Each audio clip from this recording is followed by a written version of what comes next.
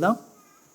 మనము ఇప్పుడే ప్రార్థన చేసిన రీతిగా కృప గురించి మన మెయిన్ సబ్జెక్ట్. ఓకే, సో కృప అని పేరు పెట్టుకున్నాం, కానీ చాలా విషయాలు లోపలికి వెళ్ళి మనం నేర్చుకుంటూ ఉన్నాం. ఓకే, సో చాలా ఇంపార్టెంట్ సబ్జెక్టు. సో అందుకని మీరు నేను సో జాగ్రత్తగా విందాం. ముఖ్యంగా కృప అని టైటిల్ నుంచి స్టార్ట్ చేసేప్పుడే చాలా నెలలైంది. మనము ఒక క్రైస్తవుడికి చాలా అవసరమైన విషయాలు మనం నేర్చుకుంటా ఉన్నాం. ఆల్రెడీ ఇంకా లేకన్నా ఇంక జాగ్రత్త కూర్చోండి. బల్ల కూడా ఉంది, టైం తక్కువ ఉంది మన దగ్గర. ఓకే, ఈరోజు చెప్పేది మీరు వింటే ఎవరెవరు వెళ్ళారమ్మా ఈరోజు? ఎఫ్సిబాను ఆదిలక్ష్మి కూడా పోయిందా? ఒకరే చేయలేరు కదా. ఓకే, సో కృపలో ఆల్రెడీ కృప 3 విధాలుగా పనిచేస్తుందని మనము నేర్చుకున్నాం. ఓకే, సౌండ్ కొద్దిగా పెంచాలి, వెనకాల సరిగుందా? కృప 3 భాగాల్లో పనిచేస్తుంది, 3 ఏరియాస్లో పనిచేస్తుంది. జీవితం 3 సెక్షన్స్లో పనిచేస్తుంది. ఒకటేంటి మా ఫస్ట్ది సేవ్డ్ బై గ్రేస్. మనందరూ కృప ద్వారా రక్షించబడి ఉన్నాం. మన సొంత పనిలో మన బలిదానము కాదు, కానీ దేవుని కృప ద్వారా మనందరూ రక్షించబడి ఉన్నాం పిల్లరా కదా. మనం ఏం చెల్లించలే దానికోసం, ఆల్రెడీ నేర్చుకున్నాం. మనం ముందు చూడాలి, ఇంక మాట్లాడదండి. రెండవది కీపింగ్ గ్రేస్. కృప ద్వారానే మనము రక్షించబడుతున్నాం. మన యొక్క చివరి దినం వరకు కూడా ప్రభు వచ్చి మనల్ని ఎత్తుకొని పోయే దినం వరకు కూడా అర్థమవుతుందా? ఆయన మనల్ని కాపాడే రెస్పాన్సిబిలిటీ తీసుకున్నాడు. ఓకే, సో కీపింగ్ గ్రేస్ అది కూడా మనం చదువుకున్నాం. ఇప్పుడు మనం నేర్చుకుంటా అంటే భాగం ఏంటినైనా గట్టి చెప్పాలా? యా ఎస్, గట్టి లివింగ్ బై. తెలుగులో ఆయన కృపే మనల్ని అనుక్షణము జీవింపచేస్తూ ఉంది.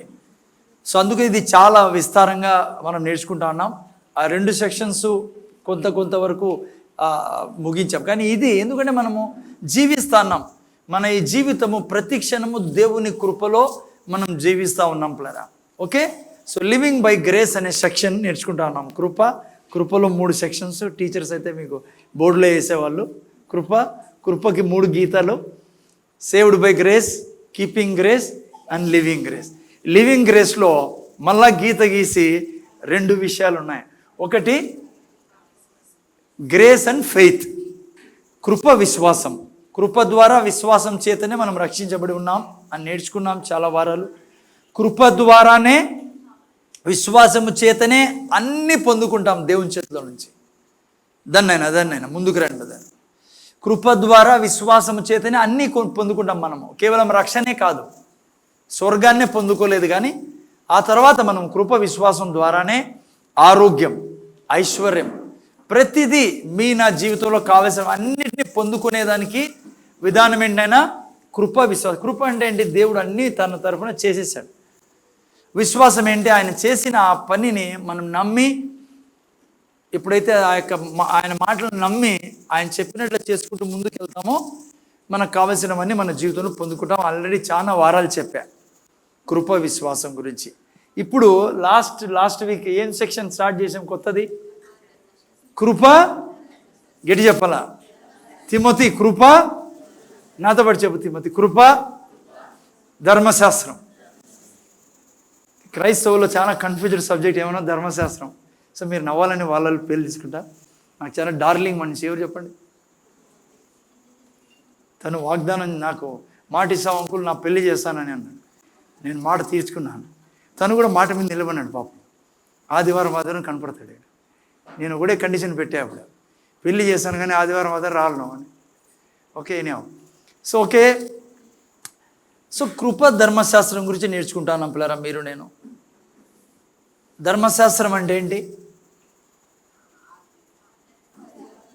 ఓకే, ధర్మశాస్త్రం అంటే జస్ట్ మనకు ఎవరన్నా అడిగినప్పుడు ఏల్ చర్చ్లో వాళ్ళకి ధర్మశాస్త్రం అంటే ఆ 10 ఆజ్ఞలు మనం ధర్మశాస్త్రం అంటాం. యాక్చువల్గా నిన్న వారం మనం చూసుకున్నాం. ధర్మశాస్త్రంలో moral laws, ceremonial laws, dietary laws, ఈ 3 ఉన్నాయి. ఈ 3టిని కలిపి ధర్మశాస్త్రం అంటాం. ఓకే, యాక్చువల్గా ఈ ధర్మశాస్త్రం గురించి బైబిల్ అంతటా రాయబడి ఉన్న మొదట 5 బుక్కుల్లో ధర్మశాస్త్రం గురించి రాయబడింది. మొదట 5 బుక్కుల్ని మనం ఏమని పిలుస్తాం? హీబ్రూలో తోరా అంటాం, గ్రీక్లో పెంటాటూక్ అంటాం అనమాట. ఓకే, జస్ట్ మీకు ఇన్ఫర్మేషన్ కోసం, ఓకేనా? అయితే 619 ఆజ్ఞలు ఉన్నాయి. కానీ జాగ్రత్త వినాలి. ఇప్పుడు దేవుడు దాన్ని 10 ఆజ్ఞలుగా మార్చి 10 ఆజ్ఞలు తన వేలుతో రాశాడు. ఈ 10 ఆజ్ఞల వివరణ 619 ఆజ్ఞలు ఉన్నాయి. కానీ మనము 10 ఆ 10 ఆజ్ఞలే ధర్మశాస్త్రం పిలుస్తాం మనం. ఓకేనా? అది ధర్మశాస్త్రం అంటే. ధర్మశాస్త్రాన్ని మళ్ళా యేసుప్రభువు ఏం చేశాడు? 2 ఆజ్ఞలుగా చేశాడు. మొదటి ఆజ్ఞ, నీ పూర్ణ హృదయం, పూర్ణ ఆత్మ, పూర్ణ శక్తి, పూర్ణ బలముతో నీ దేవుణ్ణి సేవించాలా. అది మనము చేస్తూ ఉన్నాం, నేర్చుకుంటూ ఉన్నాం ఎలా సేవించాలా. ఈ యొక్క విషయాల్లోకి మనం వెళ్తా ఉన్నాం. ఓకేమా? ముందు చూడాలి. ఇప్పుడు మొదటి ఆజ్ఞ గురించే మనం చాలా వింటా అంటాం. ఎవరు మాట్లాడుతున్నారు? మొదటి ఆజ్ఞ గురించే మనం మాట్లాడుతూ ఉంటాం. అన్ని చర్చెస్లో చెప్తూ ఉంటారు. రెండవ ఆజ్ఞ ఏంటి? నిన్ను వలె నీ పొరుగువాన్ని ప్రేమించాల. అది ఈరోజు ప్రీచింగ్. ఈరోజు ప్రీచింగ్ నువ్వు అర్థం చేసుకుంటే, ఎందుకంటే బైబిల్ అంటుంది మొదటి ఆజ్ఞ లాగానే రెండవ ఆజ్ఞ కూడా, అంటే అంతే జాగ్రత్త వహించాల. రెండవ ఆజ్ఞ ఏంటి? నిన్ను వలె నన్ను నేను ప్రేమించుకున్నట్లుగా నా పొరుగువాన్ని ప్రేమించాలా. ఓకే, అందుకే ఈరోజు ప్రీచింగ్ ప్రేమ గురించి. ఏం సబ్జెక్ట్ ఈరోజు? ప్రేమ గురించి. బైబిల్లో మీరు చదివినట్లయితే, నన్ను ముందర చూడాలా, ఏం నిరుత్సాహపడకండి. ఈరోజు విని మీరు జీవితాన్ని టర్న్ చేస్తే దేవుడు మీ జీవితంలో చేయలేనిది ఏదీ లేదు. నీ అంత సుఖంగా, నీ అంత సంతోషంగా బ్రతికేవాడే ఉండడు భూమి మీద. ఈరోజు చెప్పేది వింటే, దేవుడు చనిపోయినది ఎందుకో తెలుసా? తిరిగి లేచింది ఎందుకో తెలుసా? దేవుడు లాంటి జీవితం నీకు నాకు ఇచ్చేదానికి ఇచ్చాడు. ఆల్రెడీ ఉంది. రేపు వారం మర్చిపోద్దని రావడం. ఎందుకంటే నువ్వు ఎవరో రేపు వారం నేను చూపించాలా. తెలుసు మీకు ఎవరో, కానీ ఇంకా డీప్గా చూపించి మీ జీవితంలోనే మీరు ఆలోచన విధానాన్ని మార్చుకోవాలా. ఓకే, సరే. ఈరోజు విషయం ప్రేమ. బైబిల్లో మీరు చూసినట్లయితే ప్రేమ అన్నిటికంటే శ్రేష్టమైంది అంటాడు బైబిల్. దేవుడు అంటాడు, అన్నిటికంటే శ్రేష్టమేంటి సృష్టిలో? ప్రేమ పులరా. ఓకే, 1 కొరింథీయులకు రాసిన పత్రిక 13 ఎవరైనా తీయండి, చదువు. అక్కడి నుంచి స్టార్ట్ చేసుకుందాం. చాలా ఇంపార్టెంట్ టీచింగ్ ఈరోజు. అక్కడిక్కడ చూడకండి. మీ జీవితాన్ని మార్చుకోవాలనుకుంటే ఈరోజు దొరికిన అవకాశాన్ని వదులుకోకండి. ఓకే, ఇది నాకు మన అందరికీ అవసరమైన వాక్యం. ఓకే, సో ఎవరు కూడా కింద కూర్చున్న వాళ్ళు, వీళ్ళు సుంకమ్మ కాదు, ఏం పేరు ఆమె? కళ్యాణమ్మ. అమ్మ నీ పేరే విశ్వాసం తల్లి. నువ్వు ఎక్కడో చూసాడరా, నా దిగు చూడు. నీకు అందగా చేరేసుకోవాలంటే ఇటు కూర్చొని పాస్ వచ్చారు, కానీ నువ్వు చూడాలి నా దిక్కు. ఓకే, చదువు. నేను ఏం రాయబడింది? 13 మీ ఆయన అడుగు కూర్చున్నాడు, నా దిక్కు నేను చూసాను. నువ్వు వరి కాక పోగొట్టుపోడు. 13 చదువు. నేను కాగా విశ్వాసము, జాగ్రత్తగా వినండి. విశ్వాసము, నిరీక్షణ, ప్రేమ ఈ మూడును నిలుచును. వీటిలో శ్రేష్టమైనది ప్రేమయే. జాగ్రత్తగా మీరు చూస్తే అక్కడ ఒక పదం ఉంది, విశ్వాసం. మనం ఎప్పుడు చూసుకుంటాం ప్రతి వారము, విశ్వాసము లేకుండా దేవునికి ఇష్టడై ఉన్నట. అంటే దేవునికి చాలా ఇష్టమైంది ఏంటి? విశ్వాసం. కానీ ఇక్కడ అంటాడు దానికంటే శ్రేష్టమైంది ఏమంట అంటే, దేవునికి అన్నిటికంటే దేవుని దృష్టిలో శ్రేష్టమైంది ఏంటి? ప్రేమ. విశ్వాసంలో నేను జీవిస్తూ ఉంటే దేవునికి సంతోషం వేస్తుంది. దాంతోపాటు నువ్వు ప్రేమలో జీవిస్తూ ఉంటే అది చాలా శ్రేష్టమైన జీవితము దేవుని దృష్టిలో. నువ్వు శ్రేష్ఠుడుగా దేవుని సింహాసనం ఎదుట జీవించాలి అంటే, నువ్వు శ్రేష్టమైన మనిషి అని యెహోవా దేవుని పెదవుల నుంచి రావాలి అంటే, నీకు నాకు ప్రేమతో నిండిన జీవితాన్ని ఈ సృష్టిలో నేను జీవించాలన్న. అంత శ్రేష్టమైనది ప్రేమ. అర్థమైందా? చూడండి, ఇంకో వాక్యం నాతో పాటు తీయండి. ప్రేమ గురించి ఇంట్రడక్షన్ ఇచ్చి మళ్ళీ నేను ముందుకు 1 యోహాను 4:5. జాగ్రత్త, 1 యోహాను 4:5 చదవండి ఎవరండి. 4:5 ఫాస్ట్గా తీసి పెట్టుకోవాలి. 2-3 ఈరోజు ఎఫ్సిబాల్ లేదు, మిగతా వాళ్ళు ఎవరైనా ఫాస్ట్గా తీసి పెట్టు. లోక సంబంధులు గనుక వారు లోక సంబంధులు గనుక లోక సంబంధులైనట్టు మాట్లాడుదురు. ఏది నేను చెబుతాను? 1 యోహాను 4:8 సారీ. దేవుడు ప్రేమ స్వరూపి, ప్రేమ లేనివాడు దేవుని ఎరుగడు. ఏం రాశారు? దేవుని ఎరుగడు. అదే, మీరంతా ఎరుగుదురా యేసు ప్రభుని, దేవుణ్ణి? ఎంతమంది యేసయ్యను ప్రభుగా రక్షకుడు అంగీకరించి మనం అంతా ఎరుగుదాము. కానీ నేను చెప్పడంలా, దేవుడు అంట నీలో ప్రేమ లేకుంటే నువ్వు ఎవరిని ఎరగవు? దేవుడిని ఎరగవు. నువ్వు, నీకు దేవుడు ఎవరో తెలియదంట నువ్వు ప్రేమలో బ్రతుక్కోకుండా ఉంటే. అంటే ఏంటంటే యాక్చువల్గా దాని మీనింగ్, నువ్వు దేవుణ్ణి అర్థం చేసుకోలే, నువ్వు దేవుణ్ణి ఎరుగవు అంటే దేవుణ్ణి ఆనందించలేకపోతావు. నువ్వు దేవుణ్ణి ఆనందించలేవు, నువ్వు ప్రేమ ఏంటో తెలుసుకోకుంటే. నువ్వు ప్రేమలో బ్రతుక్కోకుంటే దేవుణ్ణి అనుభవించలేవు నువ్వు. అది ఎరగడం అంటే. అమ్మ, నీకు అర్థమైందా? రాష్ట్రపతి ఎవరు నాకు తెలుసు, నీకు తెలుసు. కానీ ఎరగడం అంటే తనతో జీవించడం. ఓకే, ప్రేమ లేకుంటే ఆయనతో నువ్వు జీవించలేవు. ఆయన రెడీగా ఉన్నాడు, ఆయన ఉన్నాడు నీకోసము, కానీ నువ్వు అనుభవించలేవు దేవుణ్ణి. అంత స్ట్రాంగ్ వర్డ్ ఇది. అంతేకాకుండా ఆయన దేవుని ఎరుగుడు. 20 వాక్యం, సారీ 20, దీంట్లోనే 20 వాక్యం పైకి ఎక్కున 20.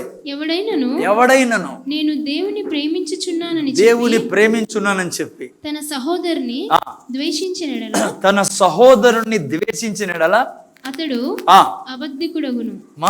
నీలో ప్రేమ లేకుంటే దేవుడు అంటాడు నువ్వు అబద్ధికుడివి. అంటే అబద్ధంలో నువ్వు జీవిస్తున్నావు.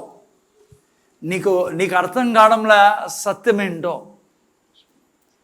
అంత స్ట్రాంగ్ వర్డ్ ప్రేమ అంటే. సో బైబిల్లో దేవుడు ఎవరితో అంటున్నాడు? ఇది నిన్ను నీతోనే అంటుంది. క్రైస్తవుతో, అన్యులతో కాదు. అసలు నువ్వు దేవుణ్ణి ఎరగవయా నీలో ప్రేమ లేకుంటే. సో అందుకనే బైబిల్ అంటుంది అన్నిటికంటే శ్రేష్టమైంది ప్రేమ. విశ్వాసము కంటే, నిరీక్షణ కంటే ప్రేమ చాలా శ్రేష్టమైంది. సో అందుకే మీరు నేను కలిగి ఉండాలా. ఇంకోటి తెలుసా, బైబిల్లో ఇంకో భయపెట్టే మాట ఏం రాయబడింది? భయపెట్టే మాట కాదనుకుంటే జ్ఞానం ఇది. బైబిల్లో రాయబడింది, నువ్వు ప్రేమలో లేకుంటే నీ జీవితంలో విశ్వాసం పని చేయదని. గలతీ 5:6 చదవండి ఎవరైనా. గలతీలు రాసిన పత్రిక 5:6. నేను చెప్తున్నాను మాటకి, ఈరోజు టీచింగ్ నువ్వు వింటే, అర్థం చేసుకోగలిగితే నీ జీవితమే టర్న్ తీసుకుంటుంది. నీ జీవితంలో నువ్వు జీవించే విధానం మారిపోతుంది. జాగ్రత్తగా వింటానని నేను చాలా డీప్లోకి తీసుకెళ్ళాలి. 5:6 ముందర చూడండి, ఆయన ముందర చూడండి. 5:6 చదువునైనా. గలతీ 5:6. యేసుక్రీస్తు నందుండు వారికి, బిందు నువ్వు కూడా మైక్ తీసుకుని రెడీగా ఉండు, తీసుకుని. ఓకే, యేసుక్రీస్తు నందున్న వారికి సున్నతి పొందుటంది ఏమీ లేదు, పొందకపోవుటంది ఏమీ లేదు, కానీ ప్రేమ వలన కార్య సాధకమగు విశ్వాసమే ప్రయోజనకరమగును. ప్రేమ వల్లనే విశ్వాసం ఏమవుతుందంట? కార్యం. అంటే నీ జీవితంలో విశ్వాసం పని చేయాలంటే ప్రేమ ఉండాలి నీలో. ప్రేమ లేకుంటే నీలో విశ్వాసం పనిచేయదు. నువ్వు ఎంత పవర్ఫుల్ వ్యక్తివైనా. ఎందుకు అంత ప్రేమ ప్రాధాన్యత వహించింది? ఎందుకు ప్రేమ అంత ఇంపార్టెంట్? ఎందుకంటే దేవుడు ఏమై ఉన్నాడు? ప్రేమ. దేవుడే ప్రేమ. అందుకనే అంత ముఖ్యమైనది ప్రేమ. అందుకే ప్రేమ కలిగి మీరు నేను జీవించాలి. ఓకే, ఎందుకు అంత ప్రాధాన్యమైంది? సో ఇంకో వాక్యం చూడండి. 1 కొరింథీయులు రాసిన పత్రిక 13 అధ్యాయం 1 నుంచి మనం చూస్తాం. చూడండి ప్రేమ యొక్క ప్రాధాన్యత. ఎందుకు శ్రేష్టమైనది ప్రేమ? నేను ఈరోజు మీకు ప్రేమ ఏంటో నేను చూపిస్తాను. ఉందో లేదో మీరు చూసుకుందరు. అసలు ప్రేమ అంటేనో ఈరోజు మీరు క్లియర్గా అర్థం చేసుకొని పోవాలా. సో నాకు కొద్దిగా బిల్డప్ చేసుకొనియండి అమ్మా, ఆ తర్వాత అసలైన దానిలోకి వెళ్దాం. నిరుత్సాహపడాల్సిన పనిలా అర్థమవుతుంది, పిల్లోనికి కూడా అర్థమవుతుంది ఈడ ఏం చెప్పబడుతుందో. ఓకే, చూడండి ఏం రాయబడిందో. 13వ అధ్యాయం 1 నుంచి 1, 2, 3. మనుషుల భాషలతోను, చూడండి, మనుషుల భాషతోను దేవదూతల భాషలతోను నేను మాట్లాడినను ప్రేమ లేని వాడినైతే మ్రోగెడు కంచును గనగనలాడు తాళమునై ఉందును. ఏమంట?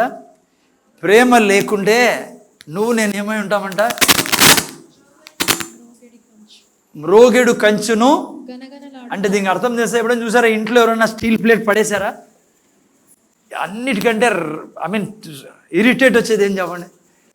ప్లేట్కి నా ఇంట్లో ఎవరైనా పడేస్తే ఎట్లా మహానుభావుడికి కూడా ఏమొస్తుంది తెలుసా? అది ఎందుకు ఆ సౌండ్ ఇరిటేట్ వచ్చాను. ఎవరు అందరూ అనుభవించారు ఏమన్నా?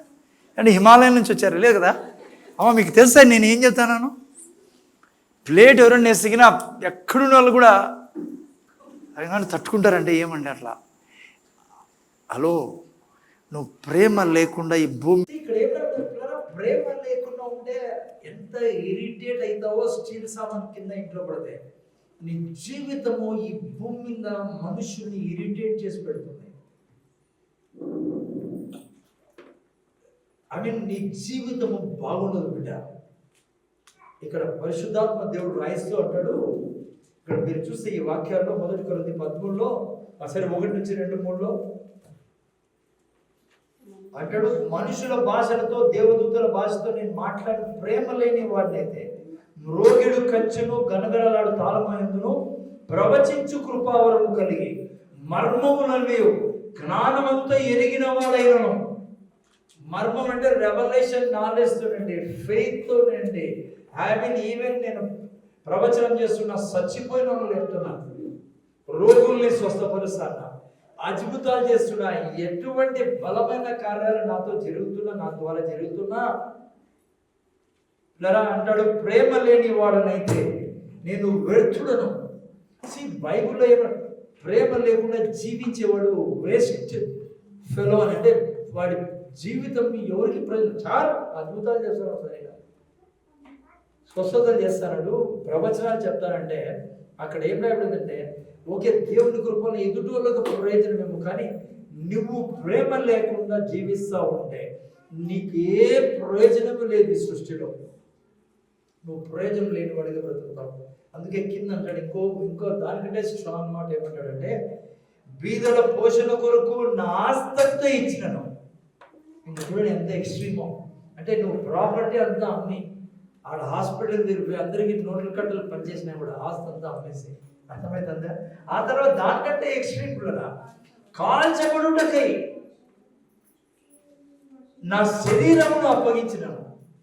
అమ్మా, కట్టడ స్థానంలో నువ్వు బాడీని ఇచ్చినావు అనుకో, నా బాడీని కాల్చి మీరు ఎవరికైనా లాభం చేకూర్చండి నేను. అది చేసినా కూడా ప్రేమ లేని వాడవైతే నువ్వు ఏం రాబడింది?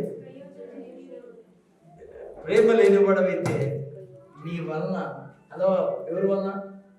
నీ వలన ఏ ప్రయోజనం లేదు ఈ భూమి మీద సృష్టికి, ఈవెన్ దేవునికి కూడా. ఎందుకంటే నేను దాని యొక్క స్ట్రెంగ్త్ని మీరు అర్థం చేసుకోవాలని ఇవన్నీ చదివి చెప్తున్నాను. అంత ఎక్స్ట్రీమ్గా ప్రేమ అనేది. సో దీన్ని బట్టి మీకు నాకు ఏమర్థమవుతుందంటే, నీవు నేను దేవుని ప్రేమలో ప్రతి క్షణము జీవించాలి. నీవు నేను ప్రేమలోనే అనుక్షణం జీవించాలి, ప్రేమ కలిగి జీవించాలి. డోంట్ వరీ, నేను చూపిస్తా ప్రేమ. నీ యొక్క ప్రతి శ్వాస ప్రేమతోనే తీసుకోవాలా. నువ్వు అడుగు వేసే ప్రతి అడుగు ఈ భూమి మీద ఈ రోజు తర్వాత, ఇప్పుడు వినిన తర్వాత నీ ప్రతి అడుగు ప్రేమతోనే వేయాలి. అంత అవసరం నీ జీవితంలో ప్రేమతో నడవాలి. ఓకే, ఇంకో చోట ఏం రాబడిందంటే, యోహాను సువార్త 13:35 అనుకుంటా, ప్రేమ లేకుంటే నువ్వు నా శిష్యుడివే కాదు. ఎంత ఎక్స్ట్రీమ్. ఏ అంత బలమైన ప్రేమ, అంత అవసరం ప్రేమ. చదువుతారంటే 13:35 చదువుతాను. యోహాను సువార్త 13:30. మీరు ఒకరి ఎడల ఒకరు ప్రేమ కలిగిన వారి ఎడల దీనిని బట్టి మీరు నా శిష్యులని తెలుసుకుందరు. చూసారా ఏం సార్, అద్భుతాల ద్వారా కదా నేను నీ శిష్యునని తెలుసుకోవాల్సింది కదా? కాదంట, అద్భుతాల ద్వారా కాదు. ఏం దాని ద్వారా? ప్రేమ ద్వారా. ఒక విధంగా చెప్పాలంటే నువ్వు శిష్యుడైతే, యేసు ప్రభు యొక్క శిష్యుడైతే అనుక్షణం ప్రేమలో జీవించేవాడే ఉండాలి జీవితంలో. లేకుంటే అంటాడు నువ్వు ప్రేమ లేకుండా వ్యర్థంగా బ్రతుకుతావు ఈ భూమి మీద, నువ్వు దేవుణ్ణి అనుభవించలేవు. ఒక లైక్ నేను చెప్పే స్టీల్ ప్లేట్ లాగా, పడిన స్టీల్ ప్లేట్ సౌండ్ ఎట్లనో నీ లైఫ్ అట్లుంటుంది. అందరికీ అసహ్యంగా ఉంటుంది నా జీవితం. సో అందుకనే ప్రేమ కలిగే ప్రతి క్షణము మీరు నేను జీవించాలి. అందుకే నేను యేసు ప్రభువుని రక్షకుడుగా అంగీకరించిన తర్వాత నా హృదయంలో కుమ్మరించబడింది ఏంటి? ప్రేమ. ఓకే, అక్కడ వరకు ఉండండి. దాని యొక్క ప్రాముఖ్యత చెప్పా. అసలు ప్రేమ అంటే ఏంటి? చదవండి. 1 కొరింథీయులకు రాసిన పత్రిక 13:4 నుంచి స్క్రీన్స్ పెట్టినైనా 13:4 నుంచి. ప్రేమ దీర్ఘకాలం నేను ఈరోజు అనంతపురం భాషలో చెప్తా ఇవన్నీ. నాకు తెలిసి ఇట్లాంటివన్నీ మీకు చెప్తే పైకి వెళ్ళిపోతాయని 10 సార్లు 20 సార్లు చదివింటారు ఇవన్నీ కదా. సో మనం వేరే స్టైల్లో మీ దగ్గర తీసుకొస్తాం ఇవన్నీ. ఓకేనా? సో అందుకే నేను జస్ట్ మీకు ఒక థియరీగా ప్రీచ్ చేయకుండా, ప్రధానమైనది చాలా ప్రాముఖ్యమైనది కాబట్టి నేను దీన్ని ఒక సాక్ష్యాలతో, బ్రతికే వాళ్ళ జీవితం ఎట్లుంటుంది, బ్రతకని వాళ్ళ జీవితం ప్రేమలో ఎట్లుంటుందో మీకు కొన్ని సాక్ష్యాల ద్వారా నేను మీకు ఇది ప్రజెంట్ చేస్తాను. యాక్చువల్గా నేను ఈరోజు కోసము జస్ట్ కొద్దిగా మెయిన్ పార్ట్ దీంట్లో తీసుకున్నా. ఇప్పుడుకి అవసరం కృప ధర్మశాస్త్రం గురించి చెప్తూ ప్రేమ గురించి వచ్చింది కాబట్టి యాక్చువల్ దీని గురించి నేను ఒక పెద్ద సిరీస్ సో చేయాలి. అదే నేను ఇంకోటి చెప్తున్నా మీకు. ఈ సంఘంలో ఎక్కువగా విశ్వాసము, అధికారము, ప్రార్థన ఇవన్నీ ఎక్కువగా మనం ప్రీచ్ చేస్తూ ఉంటాం. యాక్చువల్గా ఇది నేను నేర్చుకుంటప్పుడు దేవుడు నాకు చెప్పడం జరిగింది, నువ్వు పెద్ద పొరపాటు చేసావని. దీన్ని నీ సంఘములో నువ్వు రక్తంలో ప్రవహించేట్లు చేయాల్సింది మొదట. నాకు తెలుసు దేవుడు ఏం చెప్పాడు, నేను ఆయనతో ఏం చెప్పాను. కానీ కాసుకొని ఉన్నా, ఎప్పుడు ప్రార్థన అయిపోతుందా వెంటనే ఏం తీసుకురావాలా?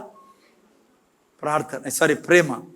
సో ఇది జస్ట్ ఒక పోర్షన్ అంతే, దాంట్లోంచి జస్ట్ టచ్ మీకు అవసరమైంది. కానీ దీన్ని డీటెయిల్గా మళ్ళీ చెప్తా. సో అందుకే ఇప్పుడు చెప్తా అనేది ఇప్పుడు సంబంధించి డీటెయిల్గా లవ్ సిరీస్ చేసే తీరాలి. నా జీవితంలో నేను పెద్ద నిర్ణయం తీసుకున్నాను, ఎప్పుడైతే ఈ యొక్క విషయాన్ని నేను నేర్చుకుంటా అన్నాను, తయారు చేసుకుంటాను. ఓకే, మళ్ళీ వస్తాను. అందుకని బాధపడకండి. ఇప్పుడు నేను కొద్దిగా బ్రీఫ్గా నేను చెప్పాలి కొన్ని ముఖ్యమైన విషయాలు. సో నేను ఈ విధంగా మీకు ప్రజెంట్ చేస్తా, మీకు నీట్గా అర్థం కావాలి. ఏంటంటే ఈ ప్రేమ ద్వారా, ఈ ప్రేమ కలిగి ఉండడం ద్వారా దేవుని ప్రేమ ఇది మనలో కుమ్మరించబడింది కాబట్టి దేవుడు మనతో డిమాండ్ చేస్తాడు, మీరు నేను దేవుళ్ళ ఇతరులని ప్రేమించాలా. ఓకే, ఈ ప్రేమ అన్నిటికంటే శ్రేష్టమైంది. ఇది లేకుండా నీ జీవితంలో విశ్వాసం పని చేయదు, నీకు ఇచ్చిన అధికారం కూడా పని చేయదు.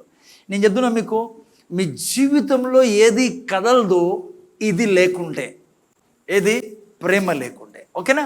సరే, దీనికి ఫస్ట్ ఈ విధంగా చూసుకుందాం. ఏంటి దీంట్లో ఉన్న బెనిఫిట్స్ ఏంటి, ప్రేమలో నువ్వు జీవించడం ద్వారా నష్టాలు ఏంటి? ఓకేనా?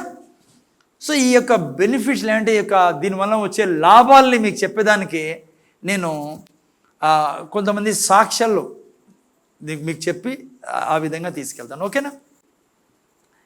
సో బ్రదర్ కెన్నీస్ హేగిన్ అని ఎంతమంది తెలుసు కదా మీకు చాలామందికి. ఆయన గొప్ప దైవజనుడు. 8 సార్లు ఆయన జీవితాన్ని తీసుకొచ్చి మీ ముందర పెట్టి, నేను మీకు బెనిఫిట్స్ ఏంటి, ఆ ప్రాబ్లమ్స్ ఏమొస్తాయి మీరు ప్రేమలో లేకుంటే, ఆయనకి ఏం జరిగింది, ఏం జరుగుతుంది ఆత్మీయ లోకంలో, ప్రేమలో ఉన్నవాళ్ళు లేని వాళ్ళకి ఇవన్నీ మీ ముందర తీసుకొస్తాం. ఓకే, ఈ గొప్ప దైవజనుడు ప్లరా ఎటువంటి దైవజనుడు అంటే యేసు ప్రభుతో ఆయన ముందర చూడాల లోక 8 సార్లు ముఖాముఖిగా మాట్లాడిన వ్యక్తి. 8 సార్లు ముఖాముఖిగా మాట్లాడిన వ్యక్తి ఈయన. 2 సార్లు 1.5 గంట సేపు దాదాపు ప్రభు తన ఆత్మను ఎత్తుకొని పోయి తనను తీసుకెళ్ళి తన ముందర కూర్చోబెట్టుకొని తనకు అనేక రెవల్యూషన్స్ని, వెలుగుని, ఏమంటారు తెలుగులో, ప్రకాశం, ఏమంటారు, ప్రత్యక్షతలు రాయించిన గొప్ప దైవజనుడు ప్లరా. ఐ మీన్ లైక్ నరకానికి వెళ్ళిన వ్యక్తి ఈయన. నరకంలో ప్రవేశించి దేవుడు మళ్ళా తీసుకొచ్చాడు. ఎందుకంటే అంత గొప్ప ప్రణాళిక ఈ వ్యక్తి గురించి ఉండింది కాబట్టి. అంతేకాకుండా ఈయన మినిస్ట్రీలో పరిశుద్ధాత్మ వరాలతో ప్రవహించిన వ్యక్తే. ఆత్మీయ లోకాన్ని నగ్నంగా చూడగలిగిన వ్యక్తి దేవుని కృప ద్వారా ఇవన్నీ. ఆ తర్వాత అన్నిటికంటే ముఖ్యమైనది నేను చెప్పాలంటే, ఐ మీన్ లైక్ ప్రపంచంలో చాలామంది దైవజనులు ఈయన టీచింగ్ ద్వారానే ఐ మీన్ వారి యొక్క మినిస్ట్రీస్ని ముందుకు తీసుకెళ్తాం. అంత కృప ఈ వ్యక్తి మీద దేవుడు ఇచ్చాడు. మంచి చాలా వందల్లో చాలా బుక్స్ రాశారు ఆయన. గొప్ప దైవజనుడు. నన్ను అడిగితే మీరు ఎవరికైనా రికమెండ్ చేయమంటే ఈ వ్యక్తి యొక్క రచనలు మీరు చదివితే మీ జీవితంలో దేవుని సామర్థ్యాన్ని, మహిమని అనుభవిస్తారు. చక్కగా మీకు ఆ క్రైస్తత్వం అర్థం కావాలంటే ఈ గొప్ప దైవజనుని యొక్క ఐ మీన్ ప్రీచింగ్ కానీ టీచింగ్ కానీ మీరు ఫాలో చేయొచ్చు పిల్లరా. ఓకే, దాదాపు ఈ చర్చిలో చెప్పబడే టీచింగ్స్ మ్యాక్సిమం ఆ దైవజనుని ద్వారా నేను నేర్చుకోవడంనే. ఇక్కడ ఇండియాలో వాళ్ళ రేమా బైబుల్ కాలేజ్ అని మీకు యూఎస్ఏలో ఉండేది, ఇక్కడ కూడా ఆంధ్ర ఐ మీన్ ఇండియాలో కూడా ఉండేది. నేను బెంగళూరులో రేమా బైబుల్ కాలేజ్ ఉన్నప్పుడు అక్కడ నేను 4 months స్టడీ చేయడం జరిగింది, బైబిల్ స్టడీ. అక్కడ నాకు ఈ దైవజనుడు పరిచయం అయ్యాడు. నేను ఎప్పుడైతే దేవుడిని అడిగేవాడిని, ప్రభా నాకు చాలా విషయాలు నేర్చుకోవాలా, ఏదో ఉంది బైబిల్లో నాకు తెలియంది, నాకు కావాలన్నప్పుడు దేవుడు తన కృప ద్వారా ఈ యొక్క టీచింగ్ని నాకు జతపరిచాడు. ఓకే, ఇది ఇంట్రడక్షన్. అందుకనే ఈ వ్యక్తి గురించి మీకు తెలిస్తే ఆయన సాక్ష్యాలు, ఆయన జీవితము మనకు ఎంత అవసరమో తద్వారా మనం అనేక విషయాలు నేర్చుకోవచ్చు అని మీకు చెప్పాను. ఓకే, సో జాగ్రత్త వినండి. సో ఈ వ్యక్తి ఎటువంటి వ్యక్తి అంటే, తన సాక్ష్యం నుంచి మీకు చెప్తున్నా, మీకు అర్థం కాల ప్రేమని, నేను అట్లా థీరీగా చెప్పుకోకుండా. ఓకే, 1900 దాదాపు తన యొక్క సేవా జీవితంలో 60 సంవత్సరాలు దాదాపు తన సేవా జీవితంలో తలనొప్పి కూడా ఎప్పుడు చూడని వ్యక్తి. అంటే తలనొప్పి కూడా రాలే ఈయనకి, హెడ్ఏక్ కూడా రాలే 60 years తన సేవా జీవితంలో. ఎన్నడే కానీ మాత్ర తీసుకున్న వ్యక్తి కాదు, తలనొప్పి కూడా రాలేదని లెక్కేసుకోండి.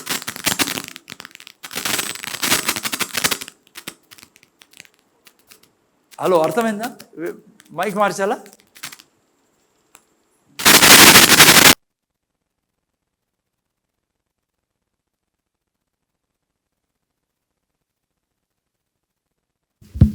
ఓకే, జాగ్రత్తగా నేను పిల్లరా, అంత పవర్ఫుల్ వ్యక్తి పిల్లరా. 1933 నుంచి 1977 వరకు ఎప్పుడు తలనొప్పి రాలే. 77లో ఓసారి తలనొప్పి అట్లా అనిపించిందంట. అంటూనే అని అన్నాడు, యేసు నామములో చైతీను దూరం పో అని. నా మరుక్షణమే తిరిగి మళ్ళీ ఆ తలనొప్పి బ్రదర్లో లేదు. ఐ మీన్ అలా అర్ధగంట 15-20 నిమిషాలు ఆన్ ద స్పాట్ జస్ట్ అట్లా టచ్ అయినట్టు తలనొప్పి. అటువంటి గొప్ప సేవకుడు పిల్లరా.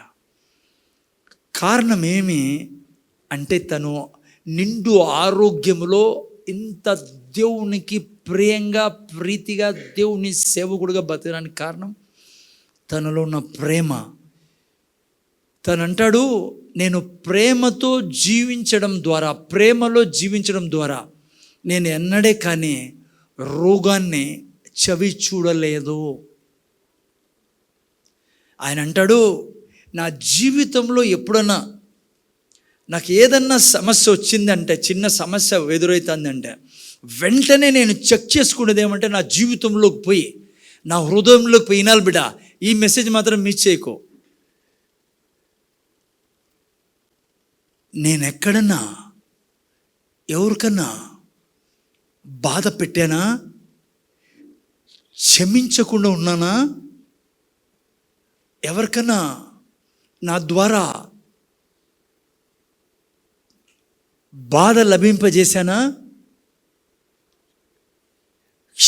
క్షమించకుండా ఉన్నానా? ఇమ్మీడియట్గా తన జీవితంలోకి పోయి చెక్ చేసుకుంటాడంట ఆయన. ఆయన అంటాడు, నీ జీవితంలో నువ్వు ఎంత ప్రార్థన చేస్తానా జవాబు రాకుండా ఉంది అంటే, నువ్వు ఎంత వాక్యం చెప్తానా, మీకు అందరు బుక్కులు కొనుక్కున్నాను ముందర చూడండి, నేను ఎంత వాక్యము కంఠస్థం చేస్తానా, వాక్యం రిలీజ్ చేస్తానా, కన్ఫెస్ చేస్తానా, నీ జీవితంలో పనులు జరగడంలా, నీ ప్రార్థనలకు జవాబు ముందర చూడలేనా, ప్రార్థనలకు జవాబు రావడం లేదు అంటే ఆయన అంటాడు, లోపలికి హృదయంలోకి తొంగి చూడు, నువ్వు నీ జీవితంలోకి ఎవరికన్నా క్షమించకుండా ఉన్నావా? ఎవరి గురించన్నా క్రోధంతో వ్యవహరిస్తున్నావా? ఎవరితో అన్నా వినాలైనా ఈరోజు నువ్వు అసూయ పడుతూ జీవిస్తున్నావా? ఆయన వెంటనే చెక్ చేసుకుంటాడంట. బిడా, దీంతో ఉండే లాభం ఏంటంటే, నువ్వు నేను ప్రేమలో నడుస్తూ ఉంటే, నాతో ఫాలో కండి, ఏం కాదు, అన్నీ క్లియర్. ప్రేమలో నువ్వు నేను నడుస్తూ ఉంటే ఆయన ఛాలెంజ్ చేస్తాడు, నువ్వు అనారోగ్య పడలేవు. నువ్వు ప్రేమలో నడుస్తూ ఉంటే, ప్రేమలో జీవిస్తూ ఉంటే, నేను చెప్తా ప్రేమ ఏంటో. నువ్వు బీదరికం నీ దరిదాపులు కూడా రాదు.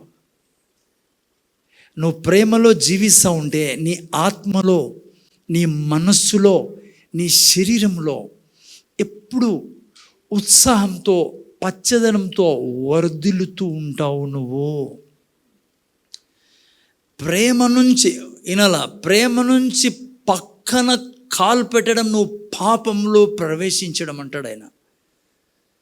ప్రేమ లేకుండా నువ్వు జీవించడము, నువ్వు పాపంలో ప్రవేశించడం అంటాడు. అంత సీరియస్గా తీసుకోమంటాడు మనల్ని. ఓకే, అర్థమవుతుందా? ముందర చూడలేనా, ఉషా కూర్చో, జల్దీ కూర్చో బిడ్డ, ఏనునైనా ప్రేమలో లేకుండా నువ్వు నేను జీవిస్తాన్నామనుకో. ఏంటి ప్రేమలో లేకుండా? వినండి, ఆల్రెడీ చదివించా, నేను అనంతపురం భాషలో చెప్తా.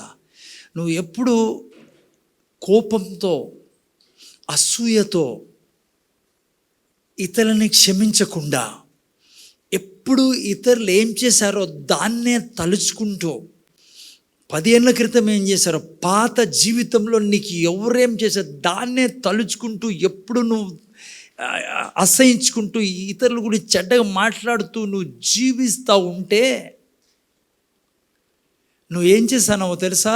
ఆయన యొక్క సాక్ష్య ప్రకారము నువ్వు విషాన్ని అనుక్షణం తాగుతున్నావు. ఏంటి విషము? నువ్వు అనుక్షణం నీ జీవితంలో నీకు పోనిస్తా ఉన్నాను. ఆయన ఇంకో మాట అంటాడు, రాటిల్ స్నేక్ని నువ్వు హత్తుకొని ఉన్నావు అని. అంటే కట్లపాము తెలుసా? కట్లపాముని నువ్వు హత్తుకొని జీవిస్తున్నావు అని. ఎందుకు కట్లపాము అన్నాడంటే, వేరే పాము పొడి, కోబ్రా లాంటి ఏదైనా పాము కరిసే మనిషి వెంటనే చచ్చిపోతాడు. ఈ యొక్క కట్లపాము అంటారా, రాటిల్ స్నేక్ ఎటువంటిదంటే అనుక్షణం నిన్ను చంపుతుంది. అది నీకు తెలియని కూడా తెలియదు అది కుడుతుందని. అంత భయంకరమైన స్థితికి నిన్ను తీసుకెళ్తుంది నువ్వు ప్రేమలో లేకుండా ఈ గుణాలు కలిగి ఉన్నావంటే. నీకు అర్థమవుతుందా నేనేం చెప్తాను బిడ్డ? హలో, మీకు ప్రేమ ఏంటో అర్థమైపోయి ఉంటుంది. ఎందుకంటే ప్రేమ కాదేందో నేను మీకు చెప్తాను. అమ్మ అర్థమవుతుంది, ముందో చూడాలా.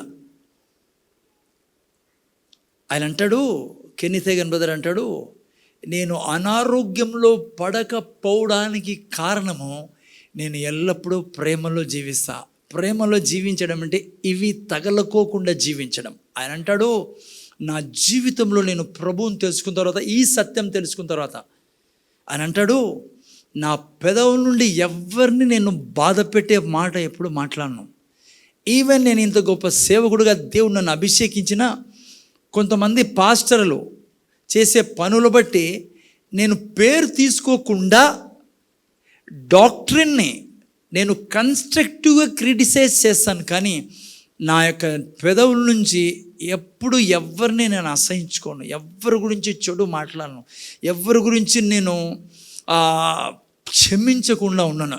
ఎప్పుడు ఏ మనిషి యొక్క ఏది చేసినా నేను వాళ్ళని దాన్ని జ్ఞాపకం చేసుకోను.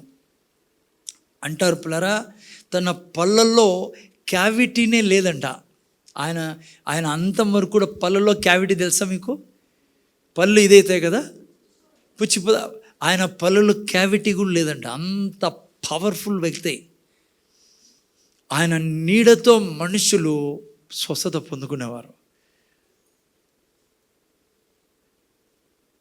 హలో, ఆయన అంటాడు, ఈరోజు క్రైస్తవ బిడ్డలకు ఉన్న ఉన్నతమైన అదే జీవితం మనం జీవించాలా. ఆయన ఏదైతే అనుభవిస్తున్నాడో, ఆయన రోగంతో పర్లేదు పిల్లరా, క్యావిటీ లేదంట పళ్ళల్లో. ఆయన అంటాడు, క్రైస్తవులు అంత సుఖంగా, సంతోషంగా, ఆరోగ్యంగా అన్నీ కలిగి జీవించాల్సిందే. కారణం ఏమంటే వారు రాంగ్ వెపన్ మీద ఏది పట్టుకోకూడదో దాని మీద చేయి పెట్టడం వల్ల అంటాడు. ఓకే, తను చెప్తా అనేది నిజమా కాదా? మనం బిబ్లికలీ కొన్ని వాక్యాలు చదివి ఆ తర్వాత చాలా ప్రాముఖ్యమైన విషయంలోకి నేను తీసుకెళ్ళాలా, మీ జీవితాన్ని ట్రాన్స్ఫర్ చేసే విషయం. ఓకేనా? సో ముందు దానికంటే ముందు ఈ యొక్క భాగాన్ని మనం చదువుకున్నాం. 1 పేతురు 3:8 నుంచి తీన్నాను. ఎవరన్నా చూడండి. తను చెప్పిన ఎంత నిజమో బైబిల్లో నుంచి మనం చూసుకుందాం. హలో, చూడండి, ప్రేమ లేకపోవడం వల్ల జరిగే పెద్ద నష్టం చూడండి. ఓకే, ఏంటంట ఇక్కడ చూడండి, జాగ్రత్తగా వినండి.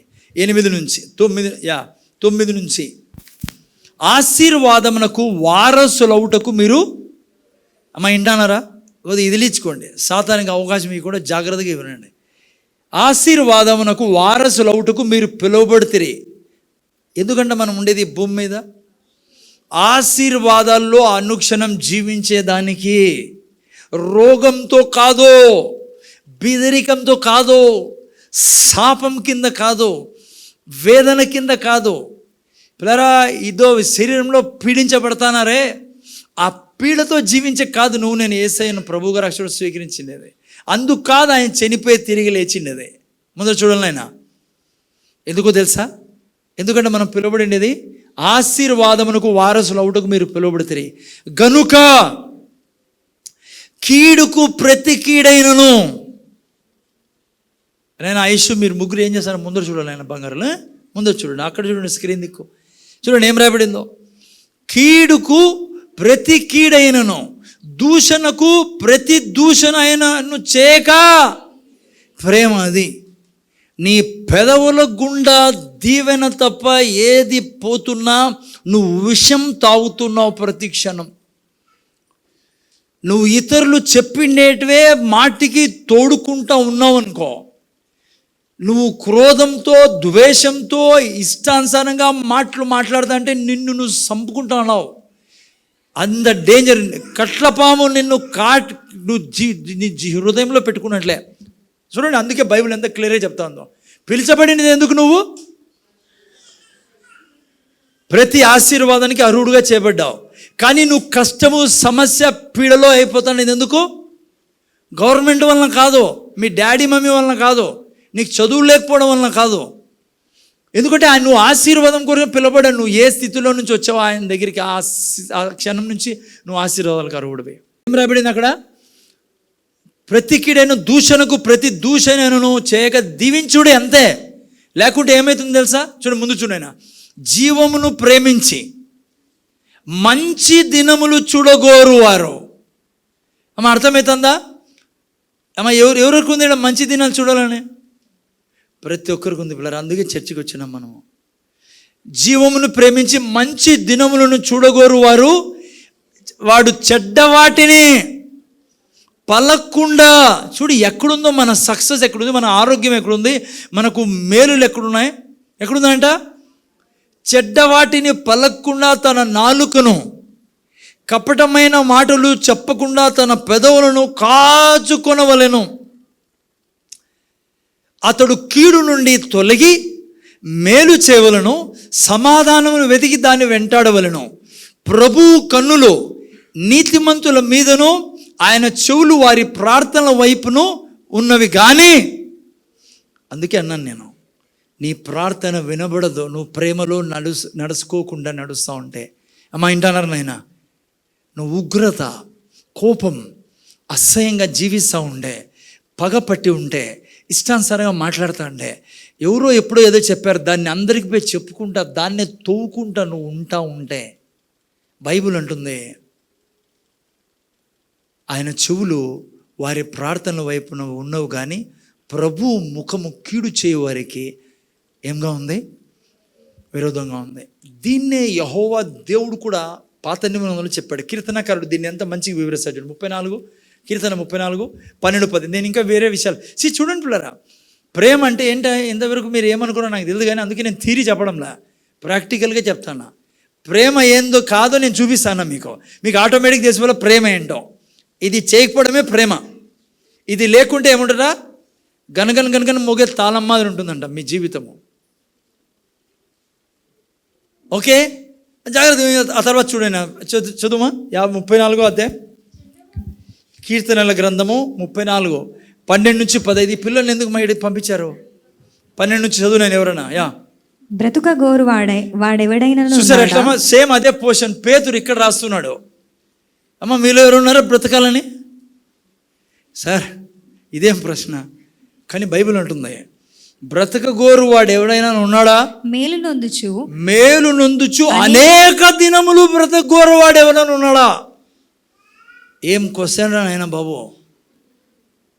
అయితే ఏమంటాడు? చెడ్డ మాటలు పలకకుండా. ఈరోజు ఈ మెసేజ్ విని నువ్వు నీ జీవితాన్ని మార్చుకుంటే నీ జీవితంలో ఎంత హ్యాపీగా ఉంటుందో, ఎంత బాగుంటావు, నీ శరీరం ఎంత బాగుంటుందో చూసు. మీరే చెప్పండి, ఎంత పీడిస్తూ ఉంటుంది. బీపీ ఉన్నాక అడగండి. పాపం నేను ఎవరికి ఈ విధంగా మాట్లాడలే, మీకు అందరికంటే నేను మోడల్గా ఉండాలా. కానీ ఆలోచించాను పిల్లరా, బీపీ, షుగరు, ఆర్థరైటిస్, మోకాలు నొప్పులు, తలనొప్పులు, పీడ, లైక్ ఏ రోగం ఎంత పీడిస్తాయి మనల్ని. కానీ బైబిల్ అంటుంది పై కిందికి రా, కిందికి రా. ఏమంటుంది? మేలు నొందుచు. హలో, నీ బాడీలో మేలు నొందుచు. బైబిల్ ఏమంటుంది సార్? క్రొవ్విన దూడ గంతులు వేసినట్టు నువ్వు గంతులు వేస్తూ జీవిస్తావు. మనందరికీ ఎదుగుల దేవుడు అంటాడు, అనేక దినములు మేలు నొందుచు. ఎవరు? యెహోవా దేవుడి నోట్లో నుంచి వచ్చిన మాటలు. చెడ్డ మాటలు పలకకుండా నీ నాలుకను, కపటమైన మాటలు పలకకుండా నీ పెదవులను కాచుకొనుము. కీడు చేయటం మాని మేలు చేయము, సమాధానం వెదకి దానిని వెంటాడము. యెహోవా దృష్టి, అక్కడ యేసుప్రభు గురించి రాయబడి, ఇక్కడ యెహోవా దృష్టి, 1 పేతురు అదే ఇక్కడ మెన్షన్ చేసి, యెహోవా దృష్టి నీతిమంతుల మీద, ఆయన చెవులు వారి మొరలకు ఒగ్గి ఉన్నవి. దుష్క్రియలు చేయు వారి జ్ఞాపకమును భూమి మీద నుండి కొట్టివేటకే యెహోవా సన్నిధి వారికి విరోధముగా ఉంది. అక్కడేం రాబడింది? వారి ప్రార్థనలకు ఆయన చెవులు విరోధంగా ఉన్నాయి. ముందర చూడండి, నాలుగుకి ఎంత శక్తి ఉందో కదా. జాగ్రత్త, ముందర చూడండి, తలలు ఎత్తండి. చదువుకున్నాం ఇంతవరకు వాక్యాల్లో. ప్రేమ లేకుండా ఉంటే నీ జీవితంలో విశ్వాసం పని చేయదు. విశ్వాసం అనే కారు ముందుకు వెళ్ళాలంటే ప్రేమ అనే పెట్రోల్ ఉండాలి దాంట్లో. నువ్వు ఎంతనా కన్ఫెస్ చేయి, ఎంతనా విశ్వాసం ముందుకెళ్ళు, ఎట్లన్నా నువ్వు ప్రేమ లేకుంటే విశ్వాసం పని చేయదు. ఇంకోటి ఏం చదువుకున్నాం? ప్రేమ లేకుంటే నీలో అథారిటీ పని చేయదు.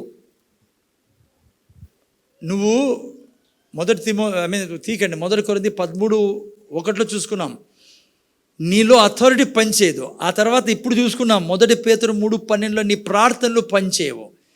అందుకే శ్రేష్టమైనది ఏంటంటే ప్రేమ. జాగ్రత్త అయినప్పుడారా, ముందు చూడండి. ఇప్పుడు ప్రేమ అనేది పిల్లరా ఆత్మీయ లోకంలో ముందు చూడాలా. దురాత్మల్ని అడ్డగించే శక్తి ప్రేమ. పాతాళమున్న ప్రతి ఒక్క దురాత్మకు అడ్డు నిలిచేది ఏదన్నా ఉందా అంటే ప్రేమ. ఎందుకంటే ప్రేమ లేకుంటే విశ్వాసమే కార్యసాధకం కాదు కదా. ప్రేమ లేకుంటే నీ అథారిటీ పనిచేయదు వాళ్ళ మీద. ప్రేమలో నడిచే వ్యక్తిని చూసి పాతాళం మొత్తం ఆ వ్యక్తికి లోబడుతుంది. ఎందుకో చెప్పిస్తాను నేను, వరి కాకండి. ప్రేమ ఒక బలమైన షీల్డ్ లాగా పిల్లరా మన జీవితాల మీద. ప్రేమ బలమైన ఖడ్గం లాంటిది. దురాత్మల్ని ఎక్కడ పెట్టాలో నువ్వు ఈ సృష్టిలో పనిచేసే దురాత్మల్ని పెట్టగలిగిన ఏకైక శక్తి ప్రేమ.